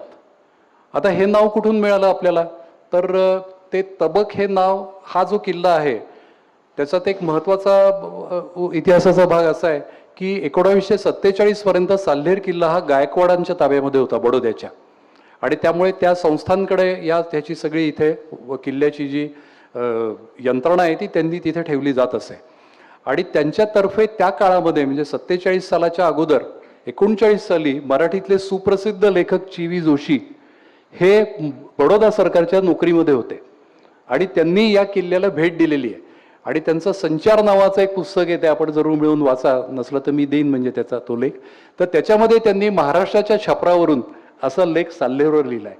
आणि त्यामुळे गायकवाडी काळामध्ये, गायकवाड राज्यामध्ये ह्याला काय नावं होती ती जोशींनी दिलेली त्याच्यामध्ये. तर या भागाला तबक असं म्हणत असत, ह्या सगळ्या या मधल्या टप्प्याला, मधल्या पठाराला. आणि मग मला असं लक्षात आलं की तबक उद्यान हे पन्हाळ्याला सुद्धा आहे, आणि त्यामुळे तबक या शब्दाचा अर्थ सुरुवातीचं लहान पठार असा कदाचित घेतला जात असावा. आता हा जो शिलालेख आहे हा यांचा आहे, आपले बागुल राजांचा आहे. हा देवनागरी मराठीमध्ये आहे. आता मी त्याचा म्हणजे वाचन त्याचं झालेलं आहे, पण आता तूर्त मला ते नाव आठवत नाही. पुढे हा दरवाजा आहे, हा त्यांनी बांधलेला आहे, त्यामुळे त्या शिलालेखात उल्लेख हा ते दरवाजाचा आहे. आणि सगळे स्वतःला मी सांगितल्याप्रमाणे बहिर्जी किंवा भैरवजी असं स्वतःला म्हणून घेत असत. पण सर्वसाधारणपणे 1550 ते 1600 या काळातच बहुसंख्य कन्स्ट्रक्शन्स या घराण्यांनी केलेली आहेत. त्याची फुलं आहेत. हा रस्ता आता आपण पुढे जाणार आहोत. मी सांगितल्याप्रमाणे खालपासून वाट साल्हेर गावाकडून सुद्धा जवळजवळ 2200 फुटाची असेल, आणि तीच वाघांब्याकडून आणखीन जास्त आहे. वाघांब्याकडून कदाचित ती थोडी 2600 फुटापर्यंत 2700 फुटापर्यंत जाईल. पुढे त्यामुळे पुढे या ठिकाणी हे पाण्याचं टाक आहे. आता मी गेलो ते पावसाळ्यानंतरचे दिवस होते थोडेसे, त्यामुळे पाणी सगळीकडे स्वच्छ होतं. पुढे हा जो तलाव आहे हा खूप मोठा आहे, याचं गंगासागर असं नाव आहे. आणि ह्या तलावाचा, ह्या पाण्याचाच उपयोग तुम्ही वरती सगळ्या यंत्रणांना केलात आणि एखादी पाणीपुरवठा योजना वर केली त्या भागात, तर ह्याचा पाणीपुरवठा पुरेसा होऊ शकेल. जर का गाळावी फारसं दिसलेलं नाही आहे असं मला वाटतं, म्हणजे त्या काळात देखील ते उद्ध्वस्तच झालेलं होतं. पुढे ही रेणुका माता आहे. आता बऱ्याच ठिकाणी रंग देऊन मूर्ती वगैरे नवीन केलेल्या असतात, तर आता अपरिहार्य आहे. आता हे जे आहे, ही इथे ती हवालदाराची कचेरी होती, त्यामुळे हे खरं म्हणजे एक लेणं आहे. आता या लेण्यालाच त्यांनी भिंती वगैरे करून तिथे त्यांचा जो काही कारभारी स्थान आहे. आता हा जो दिसतो तुम्हाला, हा धामण्या आणि दिघाई हे डोंगर आहेत. त्याच्यानंतर हे तुम्हाला खाली दिसतं, हा सगळं तळ आहे. म्हणजे हा पूर्णपणे खालचा भाग आहे. आपण वरचे खूप हाईटवरती आहोत म्हणून अगदी लक्षात येत नाही. या ठिकाणी दिसतंय हे साल्हेर गाव आहे. आता ह्या आपला वेढ्याचा जो भाग आहे हा साल्हेर गावामध्ये पण आलेला असण्याची शक्यता आहे इकडून. म्हणजे किल्ल्याच्या आपण साधारणतः आता पूर्व दिशेला, आपला पश्चिम दिशेला आलेलो आहोत. पुढे पुढे हा जो मगाचा मी तुम्हाला सालोटा किल्ल्याचं सांगितलं की जो किल्ला आहे हा एक सह्याद्रीतल्या काही अवघड अशा किंवा दुर्गम अशा किल्ल्यांपैकी आहे, आणि जायला थोडासा अवघड आहे. इथे या टप्प्यापर्यंत इकडे जातो आपण, आणि इथे सुद्धा लेणी आहे तिथे, आणि या दोन्हींमध्ये खिंड आहे ती आता आपल्याला दिसत नाही, जी आपण मगाशी बघितली होती ती. पण जसं रायगडावरती मारा पोटल्याच्या डोंगरावरतून करता आला किंवा रामशेजवर मारा समोरच्या गोरख डोंगरावरतून करता आला, तसा साल्हेरला काही मुघल सैन्याचं धैर्य झालेलं नसणार आहे की या सालोटा किल्ल्यावर जाऊन तिथून काही तोफा वगैरे नेऊन मारा करावा. पुढे आता आपण किल्ल्याच्या पूर्वेकडून आपण खाली उतरणार आहोत, खाली वाघांबे गावामध्ये. या ठिकाणी ही संपूर्णपणे इथे लेणी आहेत. आणि या काळामध्ये म्हणजे गायकवाडी काळामध्ये सुद्धा, गायकवाड सरकारच्या काळामध्ये सुद्धा इथे धान्य वगैरे ठेवलं जात असे, आणि काही लेण्यांमध्ये पाण्याची टाकी पण तिथे आहेत. परंतु सरसा ती सगळी पाण्याची टाकी वगैरे नसून मुळात ती लेणी आहेत. मी पावसाळ्याच्या दिवसांतर गेल्या असल्यामुळे तिथे बऱ्यापैकी पाणी पण होतं. पुढे ही अशा प्रकारची लेणी असतात, तुम्ही सर्वत्र पाहता असते. पुढे या ठिकाणून उतरण्याचा जो दरवाजा आहे, ह्याला चिवी जोशींनी तिथे दिलेल्या माहितीप्रमाणे याचं सुरती पोल असं नाव आहे. म्हणजे कदाचित ही दिशा पुढे सुरतकडे जाण्याची म्हणून गणली जात असावी. आता साल्हेरवरतून समुद्र दिसतो असा काही ह्याच्यात उल्लेख आहे, परंतु साल्हेरपासून समुद्र जवळजवळ 125 किलोमीटर लांब आहे. त्यामुळे ती आता म्हणजे प्रत्यक्ष बघितल्याशिवाय आपण त्याच्यावरती भाष्य नाही करू शकत. इथून हा उतरण्याचा खाली रस्ता आहे. हा पुन्हा आपल्याला सालोटा किल्ला दिसतोय. अनेक लोकांनी त्याचे उत्कृष्ट फोटोग्राफ इंटरनेटवर वगैरे टाकलेले असतात अलीकडे. आता हे वाघांबे गाव आहे. मी 40 वर्षापूर्वी जेव्हा साल्हेरला गेलो होतो तेव्हा हे एवढी काही वस्ती इथे नव्हती. ही उंच इमारत नव्हती. एक अगदी लहानसं गाव इथे या एवढ्यापुरतं होतं. पण अलीकडे आता गेल्या 30-40 वर्षामध्ये सगळीकडेच डेव्हलपमेंट झाली आहे. त्या दृष्टीने इथे झाली आहे. इथे तुम्हाला असं दिसेल बघा की इथे पुन्हा एक टेकड्यांची एक रांग आहे इथे ही.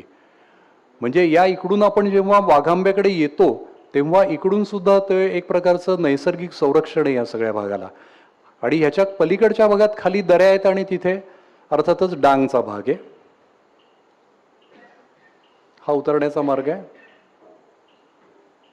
आता ही माझी जुनी स्लाइड होती, म्हणजे ही त्याच्याही आधी या माझ्या ट्रिपच्या बरीच 10-20 वर्ष अगोदरची आहे ही. तर हा ह्याचे आता अलीकडे इंटरनेटवर काही लोकांनी, मी गडवाटचा कालच फोटो बघितला, तोही खूप छान होता हा. तर तो इथे वापरायला हरकत नाही मला आता. तर ही खाच आहे ना, ह्याच्यात पायऱ्या आहेत मित्रांनो. या म्हणजे इकडून लेण्यांकडून आल्यानंतर आपण असं या मार्गांनी नंतर खाली उतरत जातो. पुढे ही बघा, ही वाट खाली इथे उतरत जाते, अशी पूर्ण खाली उतरते ते. या शिलालेखाचं माझ्या माहितीप्रमाणे तरी अद्याप वाचन झालं नाही. जसं मी प्रवीणजी भोसलेंचा मगाशी उल्लेख केला की जे सगळ्या महाराष्ट्रातल्या मराठी वीरांचं जे वेगवेगळ्या रणांगणांवर धारातीर्थी पडलेत त्यांच्या समाधींचा ते अभ्यास करतात आणि त्यावरती त्यांचा एक ग्रंथ आला आणि आता अजून पुढे काही ग्रंथ येणार आहेत. आणि ते स्वतः पेशाने इंजिनियर आहेत. तर त्यांनी मला ज्या म्हणजे या तिथे जे वीर धारातीर्थी पडले त्यांची माहिती त्यांनी पुरवली होती. इथे ते सांगायचं कारण म्हणजे तसेच दुसरे एक मित्र आहेत पुण्याचेच, अनिल दुधाने म्हणून, त्यांचाही मी इथे आदरपूर्वक उल्लेख करीन की त्यांनी केलेला शिलालेखांचा त्यांचा जो आत्ता अभ्यास चालू आहे तो खूप मोठा आहे. आणि त्या शिलालेखांद्वारे दुर्गे इतिहासावर अजून किंवा इतरही इतिहासावर निश्चित आता पुढच्या काळात मोठी भर पडणार आहे. तर असे तरुण अभ्यासक जे आहेत हे आता महाराष्ट्रामध्ये खूप मोठं काम करत आहेत. आता तुमच्या लक्षात येईल की हे साल्हेर आणि सालोटा हेच किल्ले आहेत, पण ते आपण आता वेगळ्या दिशेने मित्रांनी बघतोय. आणि हा जो परिसर आहे हा महारदर म्हणून जे गाव आहे त्याचा हा परिसर आहे. आणि सटाण्याकडून जो साल्हेरला रस्ता येतो, जो मी पुढे दाखवीन तुम्हाला, तो इथल्या परिसरात येतो. आणि या परिसरामध्ये वेढ्याचा काही प्रमाणात तळ असणार आहे, साधारणतः या भागामध्ये इथे. आणि ही जी दिशा आहे ही आता आपण किल्ल्याच्या दक्षिण दिशेला आलेलो आहोत. आधी आपण वाघांब्याला म्हणजे किल्ल्याच्या उत्तर दिशेला होतो. हा वेगळ्या ट्रिपमधला फोटो होता माझ्या, तो मुद्दाम इथे वाढवलेला आहे. पुढे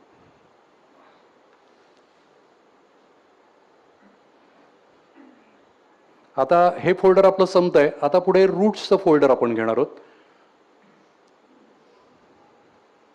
आता साल्हेरचं एवढं महत्व काय इतिहासामध्ये कायम, कारण की सुरतपासून तुम्हाला दिसेल तो 125 किलोमीटर आहे आणि औरंगाबादपासून 175 किलोमीटर आहे. म्हणजे साधारणतः हा त्यावेळेचा खुशकीचा मार्ग आहे.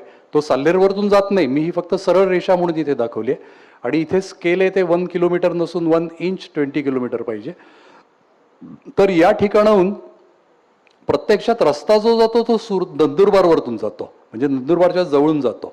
जो कासारी आपला नांदुरी इथे घाट आहे मला वाटतं, नंदुरबारच्या इथे, तिथून तो म्हणजे औरंगाबादहून जाणारा रस्ता सुरतला जातो. हा अगदी अतिप्राचीन रस्ता आहे, म्हणजे तो सातवाहनांच्या काळापासून असणार आहे. तर त्या मार्गावरती नियंत्रण साल्हेरचं आहे, कारण की साल्हेरपासून तो मार्ग फक्त 30-40 किलोमीटर अंतरावर आहे. तो जो मार्ग आहे तो इकडे बुऱ्हाणपूर आहे जी खानदेश सुभ्याची राजधानी आहे, इकडे सुरत आहे हे सर्वात मोठं आशियातलं त्यावेळेचं व्यापारी बंदर आहे. आणि औरंगाबाद म्हणजे आताचं संभाजीनगर ही दख्खन सुभ्याची मुघलांच्या राजधानी आहे. पुढे नाही, ते मला आता असा प्रश्न विचारण्यात आला की सुरतेच्या लुटीला कुठल्या मार्गांनी गेले, परंतु जो संपूर्णपणे वेगळा विषय आहे आणि ते मार्ग मी इथे दाखवलेले नाहीत. ते सुरतच्या प्रेझेंटेशनमध्ये ते येतील, कारण की ते जटिल आहे सगळं ते प्रकरण. तसं ते एवढ्या मला 5 मिनिटात नाही ते सांगता येणार तुम्हाला. आता हा जो आहे रस्ता जो आहे हा इथून मी हा रूट दाखवला आहे हा मुद्दाम तुम्हाला. तर हे इथे म्हणजे वाघांबे गावापासून हा इकडे साल्हेर करून महारदर पर्यंत ही जी 10 किलोमीटरचा जो हा भाग आहे हा सैन्याच्या रूटचा एक भाग आहे, म्हणून हा इथे मी दाखवलेला आहे हा. आणि मी सुरुवातीला उल्लेख केला तसं लोक आता आपले आधी इतके नामोल्लेख इथे करतात की आपण इथे एकदम काहीतरी इतिहास काळात शिरत असतो आणि इथे कुठेतरी एखादं हेअर कटिंग सलूनचं नाव आलेलं असतं वरती. तर ही सगळी इथलं हे काढून पुन्हा हे नकाशे नव्याने तयार करायला लागतील. मी मगाशी उल्लेख केला, माझे मित्र अजय हातेकर हे या बाबतीत खूप निष्णात आहेत, त्यांच्याकडून आता हे नकाशे आम्ही पुन्हा नव्याने करून घेऊ. पुढे हा, आता हे जे रूट मॅप आहेत हे आपण बघून ठेवा की या ठिकाणी जे आहे हा आबोणा आहे, हे आबोणा गाव आहे. आता इथून जे आहे हे मगाशी मी जो उल्लेख केला होता की पायदळ जे आहे मोरोपंतांचं ते या भागातून आलेलं आहे. हा नाशिक जिल्ह्याचा हा आपला कळवण तालुक्याचा भाग आहे मित्रांनो, हा जो आहे तो. आणि ही जी रांग आहे ही सेलबारी रांग आहे इकडे जी आहे ती, आणि इकडे जी जाते ती सातमाळा रांगेचा भाग आहे. तर इथून त्यांचं जे सैन्य आहे हे पायदळाचं हे या मार्गांनी निघून हे आताचं हे केळझर धरण इथे आहे, इकडे जाऊन इथे पुन्हा डोंगर रंगामध्ये आहेत. त्यामुळे मधून या घाटांनी कापशीबारीच्या घाटांनी हे साल्हेरला या परिसरात महारदरला पोचलेले आहेत इथे, म्हणजे साल्हेरच्या दक्षिण दिशेला. अर्थातच ही आपण बघतोय ही दक्षिण दिशा आहे आणि तिकडे उत्तर दिशा आहे. नेक्स्ट, आता हा मार्ग आहे हा आपण बघतोय, हा रूट जो आहे साधारणतः 150 किलोमीटरचा मी घेतलाय. म्हणजे हे पहिले अंतर आहे 80 किलोमीटरचं, साधारणतः 80-90 किलोमीटर पुढे आहे. हा प्रतापरावांचा रूट आहे हा. आणि हे आता इथे 40 गावून म्हणजे इथून ते निघालेले आहेत. मग ते पुढे सटाण्याला येणार. सटाण्याकडून तुम्हाला माहिती असेल त्या भागातलं कोणी असेल तर सटाणा रावळगाव जो रस्ता आहे ज्याच्यावरती अजमेर सौंदाणे वगैरे ही गावं येतात, तिकडून त्या मार्गाने हे इथे आधे या इथपर्यंत आलेत, म्हणजे सटाण्यापर्यंत आलेले आहेत. इथे आधी 40 गावकडून इथे मालेगाव आहे मित्रांनो, इथे सटाण्यापर्यंत आलेले आहेत. पुढच्या इमेजमध्ये त्याचा पुढचा रूट तुम्हाला दिसेल. आता हा जो त्यांचा पुढचा मार्ग आहे हा सटाण्याहून आहे. जवळपास हाच रस्ता आता सटाणा, मुंजवाडा, दगडी साकोडे मार्गांनी आपण साल्हेरला जातो. आता तो डांबरीकरण झालेला आहे. म्हणजे ही जी रांग आहे ही रांग ही साल्हेरकडून एक रांग इकडे मुल्हेरकडे जाते तुमच्या लक्षात येईल, आणि एक रांग जी आहे ती गुलमाळ, मांडवगड असं करत करत ही रांग इकडे भिलाई किल्ला आहे असं करून ती सटाण्यापर्यंत जाते. तर ह्या रांगेला समांतर ठेवून ते इकडे जाऊन पुढे महारदरला पोचलेले असणार आहेत. पुढे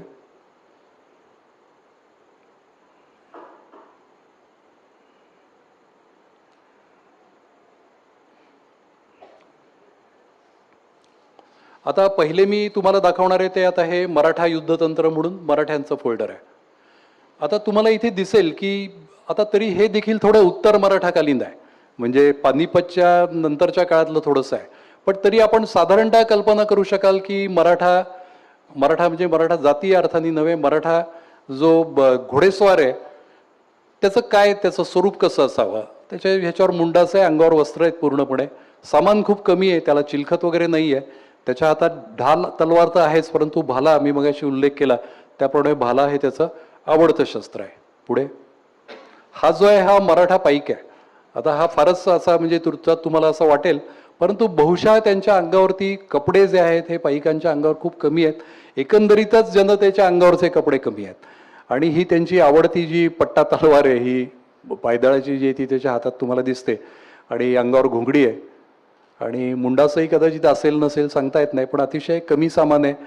आणि साधारणतः आता नेपोलियननी असं म्हटलंय की 1 लीग म्हणजे फ्रेंच लीग त्याला ती आहे, लीग म्हणजे अंतर आहे. मी पानिपतच्या लढाईत त्याचं पूर्ण स्पष्टीकरण दिलं होतं. तर साधारणतः 30 ते 40 किलोमीटर चालण्याची रोज पायदळाच्या पाईकाची तयारी पाहिजे. आता एवढं ते रोज अगदी चालत असतील सामान आणि जवाजमा घेऊन नाही, परंतु मी साधारणतः 20-25 किलोमीटर ही त्यांची चाल ॲव्हरेज धरली आहे. आता हे मराठा सरदारांची शिरस्त्राणं आणि आहेत, सर्वसामान्य सैनिकांचं नाही आहे. हे म्युझियममधून घेतलेला फोटो आहे. पुढे या आता मी फक्त इथे पुढे जाणार आहे. मराठ्यांच्या ज्या इतर तलवारी आहेत, म्हणजे जी तलवार ज्याला म्हणतात किंवा समशेर ज्याला म्हणतात, बाक असलेल्या त्या आहेत. पुढे ही बाक असलेली आहे, ही पर्शियन आहे ती या तलवारी. सोस म्हणून त्या तलवारीचं नाव आहे. पुढे पुढे ह्या मराठ्यांच्या आवडीच्या तलवारी आहेत या ज्या आहेत त्या. माझे अतिशय म्हणजे माझे आणि वैनतेय परिवाराचे अतिशय ज्यांच्याशी स्नेह होता असे गिरीश जाधव म्हणून होते कोल्हापूरचे, त्यांच्या संग्रहाचं प्रदर्शन आम्ही नाशिकला केलं होतं. त्यावेळी काही घेतलेले इमेजेस आहेत. अलीकडेच गेल्या 2-3 वर्षापूर्वी गिरीशराव वारले, परंतु त्यांचं सर्व जे त्यांचं कलेक्शन आहे, त्यांचा जो शस्त्रांचा संग्रह आहे, हा काही कोटी रुपयांचा आहे. ह्याच्यावरून त्या माणसांनी आपलं आयुष्य या कारणाकरता दिलं होतं, हे तुम्हाला लक्षात येईल. माझे मित्र अमोलजी गोटे इथे आहेत, त्यांच्या डिपार्टमेंटनी म्हणजे पुरातत्व खात्यांनी तो सगळा संचय खरेदी करून आता तो कोल्हापूरला लवकरच आपल्याला सर्वांना बघायला उपलब्ध होईल. पुढे ही पण पट्टा तलवारच आहे, आधीची जी होती ती. हा पट्टा आहे ॲक्च्युली, आधीची तलवार होती. पुढे हे चित्र एवढ्याकरता दाखवलंय, हे गोफड आहे ही, कारण की अलीकडच्या काळात ह्याच्यातून दगड मारला जाईल त्याचं रामशेच्या ह्याच्यात जास्त सविस्तर वर्णन केलेलं आहे. तर ही गोफण या काळामध्ये निश्चितपणाने किल्ल्यावरतून वापरली जात असेल आणि एका वेळेला साधारणतः 100 जर का गोफणधारी किल्ल्यावरतून मारा करत असतील तर खाली अक्षरशः दगडांचं वादळ उभं राहत असेल असं तुम्ही कल्पना करा. पुढे हे कुल्पी गोळे आहेत आणि गोळे आहेत म्हणजे ह्याच्यात अर्थात दारू नसते, हे भरून मग त्याला द्यायला लागतात. हा भुई सुरुंग आहे, ते सगळं त्यांच्या संग्रहातले आहेत. बारूद बुदला. पुढे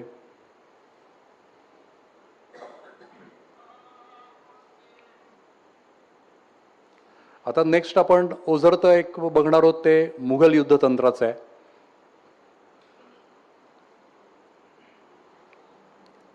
हे जे आहे हे मुघल राजचिन्ह आहे, मुघल ध्वज म्हणूया, आणि ह्याच्यात उघड उघड पर्शियन साम्राज्याची म्हणजे नक्कल केलेली आहे असं मी म्हणेन मुघलांनी खरं म्हणजे.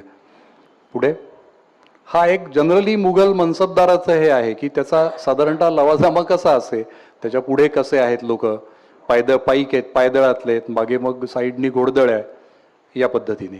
पुढे हा रजपूत हे आहे, बंदूकधारी आहे. ही तुम्हाला बंदूक दिसेल की ही हातातली बंदूक ही बरीच जड असणार आहे, कारण ही बरीच लांब आहे ही बंदूक जी आहे ती. पुढे हे पण बंदूकधारीच आहेत.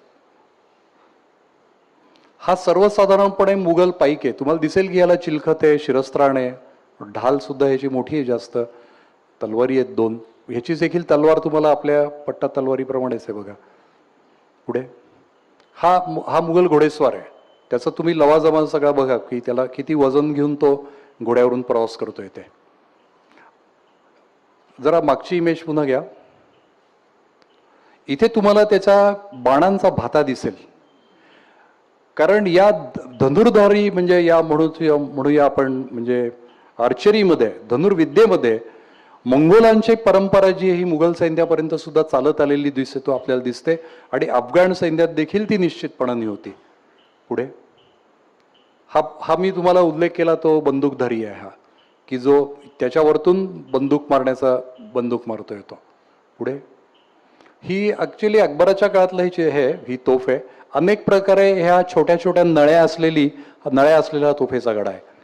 आणि ज्यांना तोफखान्यामध्ये इंटरेस्ट असेल त्यांनी नाशिकचं जे म्युझियम आहे आर्टिलरीचं ते अवश्य बघा.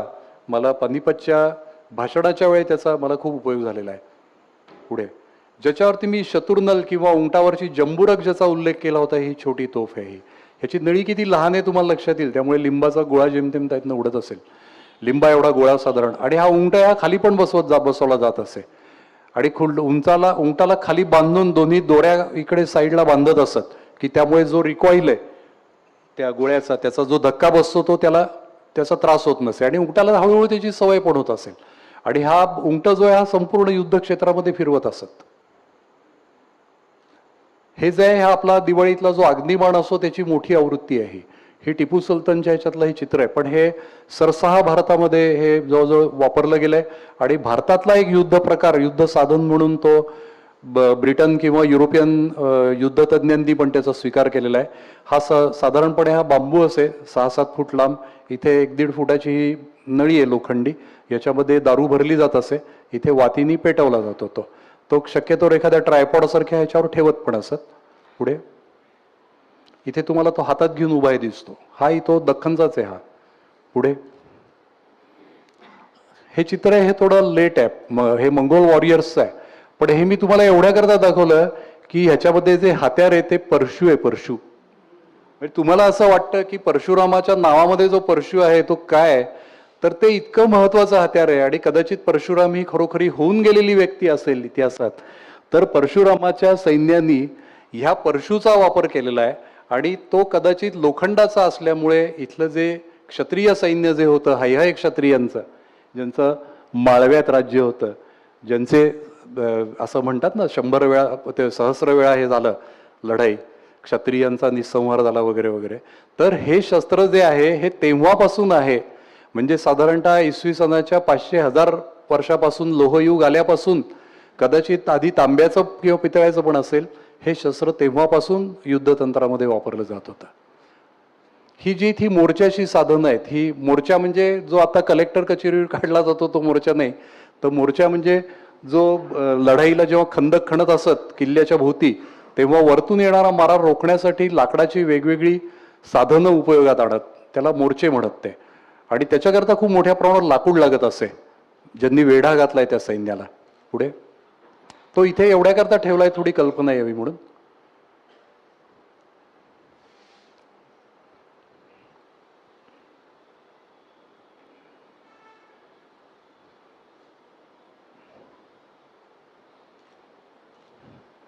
आता हा जो चित्र आहे हे आपल्या दृष्टीने सगळ्यात महत्त्वाचं आहे आणि आपण ते कृपया थोडंसं पक्क लक्षात ठेवावं अशी माझी आपल्याला विनंती आहे.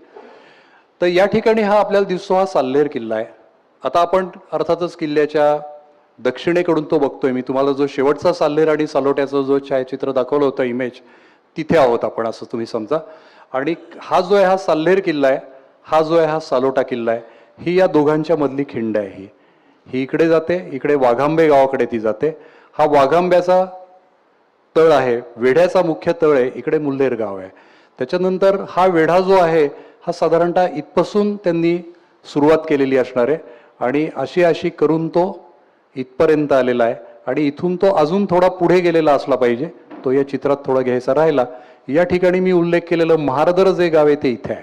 हे त्या महारदर गावाचा एक चुकीचा उल्लेख सांगाती सह्याद्रीचा आहे, त्यामुळे तो उल्लेख अचूक करून घेण्यामध्ये माझे मित्र आता इथे आलेत मुद्दाम खास पुण्याहून, स्वप्नील खोत, त्यांची मला मदत झाली. त्यामुळे मी साल्हेरच्या आमच्या मित्रांनाही त्यांच्या मार्फत विचारून त्याची खात्री करून घेतली पुन्हा. तर या ठिकाणी हा जो वेढा आहे हा मला खरं म्हणजे हिरव्या रंगात दाखवायचा होता, पण हिरवा रंग ह्याच्यावरती उमटतच नाही कारण की हे सगळं हिरवं असल्यामुळे, त्यामुळे आता तो रेड कलरनी दाखवलाय. हा जो वेढा आहे हा साधारणतः 10 किलोमीटर अंतराचा आहे आणि यामध्ये वेढ्याची तीव्रता जी आहे ती साधारणतः या भागामध्ये आहे असं तुम्ही धरून चला. आणि वेढा या इथपासूनच्या पुढच्या भागामध्ये वेढ्याची जी तीव्रता आहे ही कमी कमी होत गेलेली असणार आहे. तीव्रता म्हणजे तिथे असलेली सैन्य संख्या, त्यांची साधनं या दृष्टीने विचार करता. साल्हेर गाव हे या इथे आहे. इथे इकडे गुजरात राज्य येतं, म्हणजे डांग जो आहे गुजरातचा जिल्हा तो इकडे येतो.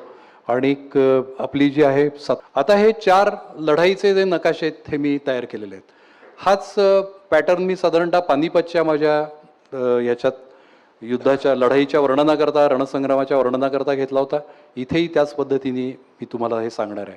ही लढाईची पूर्वस्थिती आहे. पूर्वस्थिती म्हणजे काय आहे तर किल्ल्याला इथे वेढा वसलेला आहे.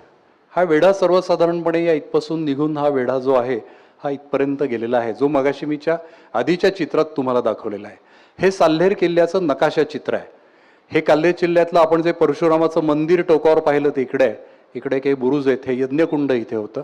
आपण मगाशी किल्ल्यावरती आलेलो आहोत ते इकडच्या भागांनी आलेलो आहोत. इथून साल्हेर भागांनी आलो आपण मगाशी किल्ल्यावर आणि आपण इकडे खाली वाघांब्याकडे उतरलो होतो नंतर. या इथे या ठिकाणी बाभुळणे घाट आहे, ज्याचा मी उल्लेख केला होता, जो खाली डांगमध्ये जातो, जो प्राचीन घाट आहे. जुना घाट आता काही सापडत नाही, मी तसा प्रयत्न एकदा केला होता जाऊन. आणि आधी उल्लेख केल्याप्रमाणे तेल तावा घाट म्हणून अजूनही एक दाखवलेला आहे. माझे मित्र स्वप्नील यांना अजूनही या भागातले घाट आणि खिंडी खूप माहिती आहेत.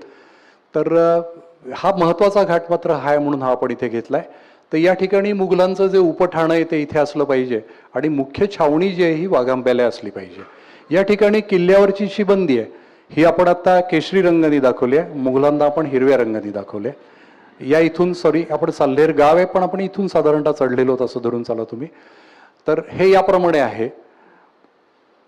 पुढचे थांबा. आता नेक्स्ट इमेज ही सूर्योदयापूर्वीची आहे. सूर्योदयापूर्वी काय सिच्युएशन झालेली आहे की हे सगळे जण झोपलेले आहेत, त्यांना काही कल्पना नाही होता उद्या आपल्या वाट्याला काय घालून ठेवलंय ते. आणि या ठिकाणी मराठा जे पायदळ आहे हे मराठा पायदळ येऊन इथे थांबलं, आता आलं या भागात इथे. त्याच्यानंतर थोडंसं आपलं मराठा पायदळ इथे येऊन थांबलेलं आहे कापशीबारी घाटातनं मोरोबंतांचं. आणि या ठिकाणी येथे प्रतापराव गुजरांचं जे घोडदळ आहे ते इकडून आलेलं आहे, म्हणजे सटाणा भागातनं. ॲक्च्युली इथे डांग संदवण्याची जी मुंजवाट टाकायला पाहिजे होता. पुढे आता सकाळी 8 ते दुपारी 2 ही जी आहे ही किल्ल्याची आपली लढाईच्या संघर्षाची ही एकदम धुमश्चक्री या काळामध्ये आहे. आता या धुमश्चक्रीमध्ये तुम्हाला झालेलं दिसतं की हे विरळ होत चाललेलं आहे आता इथे. त्याचबरोबर हे मराठ्यांचं पायदळ जे आहे ते इथपर्यंत आता सरकलंय आणि घोडदळांनी स्वतःला इथे मुघल छावणीवर चालून घेतलेलं आहे इथे. आणि त्यामुळे इथे उल्लेख केल्याप्रमाणे मुघल छावणी इथे आहे तिथे एकदम गोंधळ उडालेला आहे संपूर्णपणे. तिथे अराजकासारखी परिस्थिती इथे झालेली असणार आहे आणि त्यामुळे नंतर ते लढाईला तयार झालेले असणार आहेत. पुढे म्हणजे इथून लढाई चालूच झालेली आहे असं तुम्ही समजा. आता 2 ते 4 ह्याच्यामध्ये या सर्व ह्याला इथपर्यंतचा जो वेढ्याचा जो भाग आहे हा 4 वाजेपर्यंत मराठा पायदळाच्या नियंत्रणाखाली आलेला असला पाहिजे. आणि 4 वाजता हे जे सैन्य आहे मुघलांचं हे शेवटच्या टप्प्यामध्ये मराठा घोडदळांनी त्यांना घेरलेलं असणार आहे. आणि उल्लेख केल्याप्रमाणे बहलोल खान उर्फ इखलास खान, त्याच्यानंतर अमरसिंगाचा मुलगा मोहकम सिंग, कुतुबुद्दीन वगैरे ही सगळी मंडळी जी आहे ती या घेऱ्यात त्यांच्याकडे अडकली असणार आणि इथून त्यांना आपल्या ताब्यात घेतलं असणार. या मुघल उपाठाकड्याची सुद्धा वाताहत काही प्रमाणात झालेली असणार आहे. असं साधारणतः 4 वाजताचं चित्र आहे.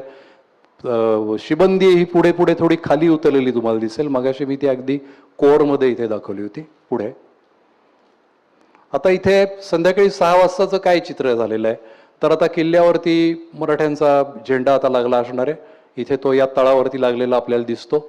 सगळं सैन्य जे आहे हे मुघलांचं सैन्य जे या भागातनं आता निघून गेलेलं आहे ते पळून मुल्लेरच्या मुख्य ठाण्यावर इथे गेलेले असणारे, ज्यांना जीव वाचवता आलेला आहे ते जे रणांगणात पडले ते इथेच असतील. ते सगळं जे काही सैन्याचं सामान आहे, तंबूचं, घोडे, उंट, हे सगळं मराठ्यांच्या ताब्यात आलेलं आहे. हा या दरवाजावरती आता इथे मराठ्यांचं नियंत्रण आहे. साल्हेरगाव, महारदर इथेही मराठ्यांचं नियंत्रण आहे. आणि एकंदरीत मराठ्यांच्या ताब्यामध्ये हा साल्हेरचा किल्ला जो आहे तो आलेला आहे आता.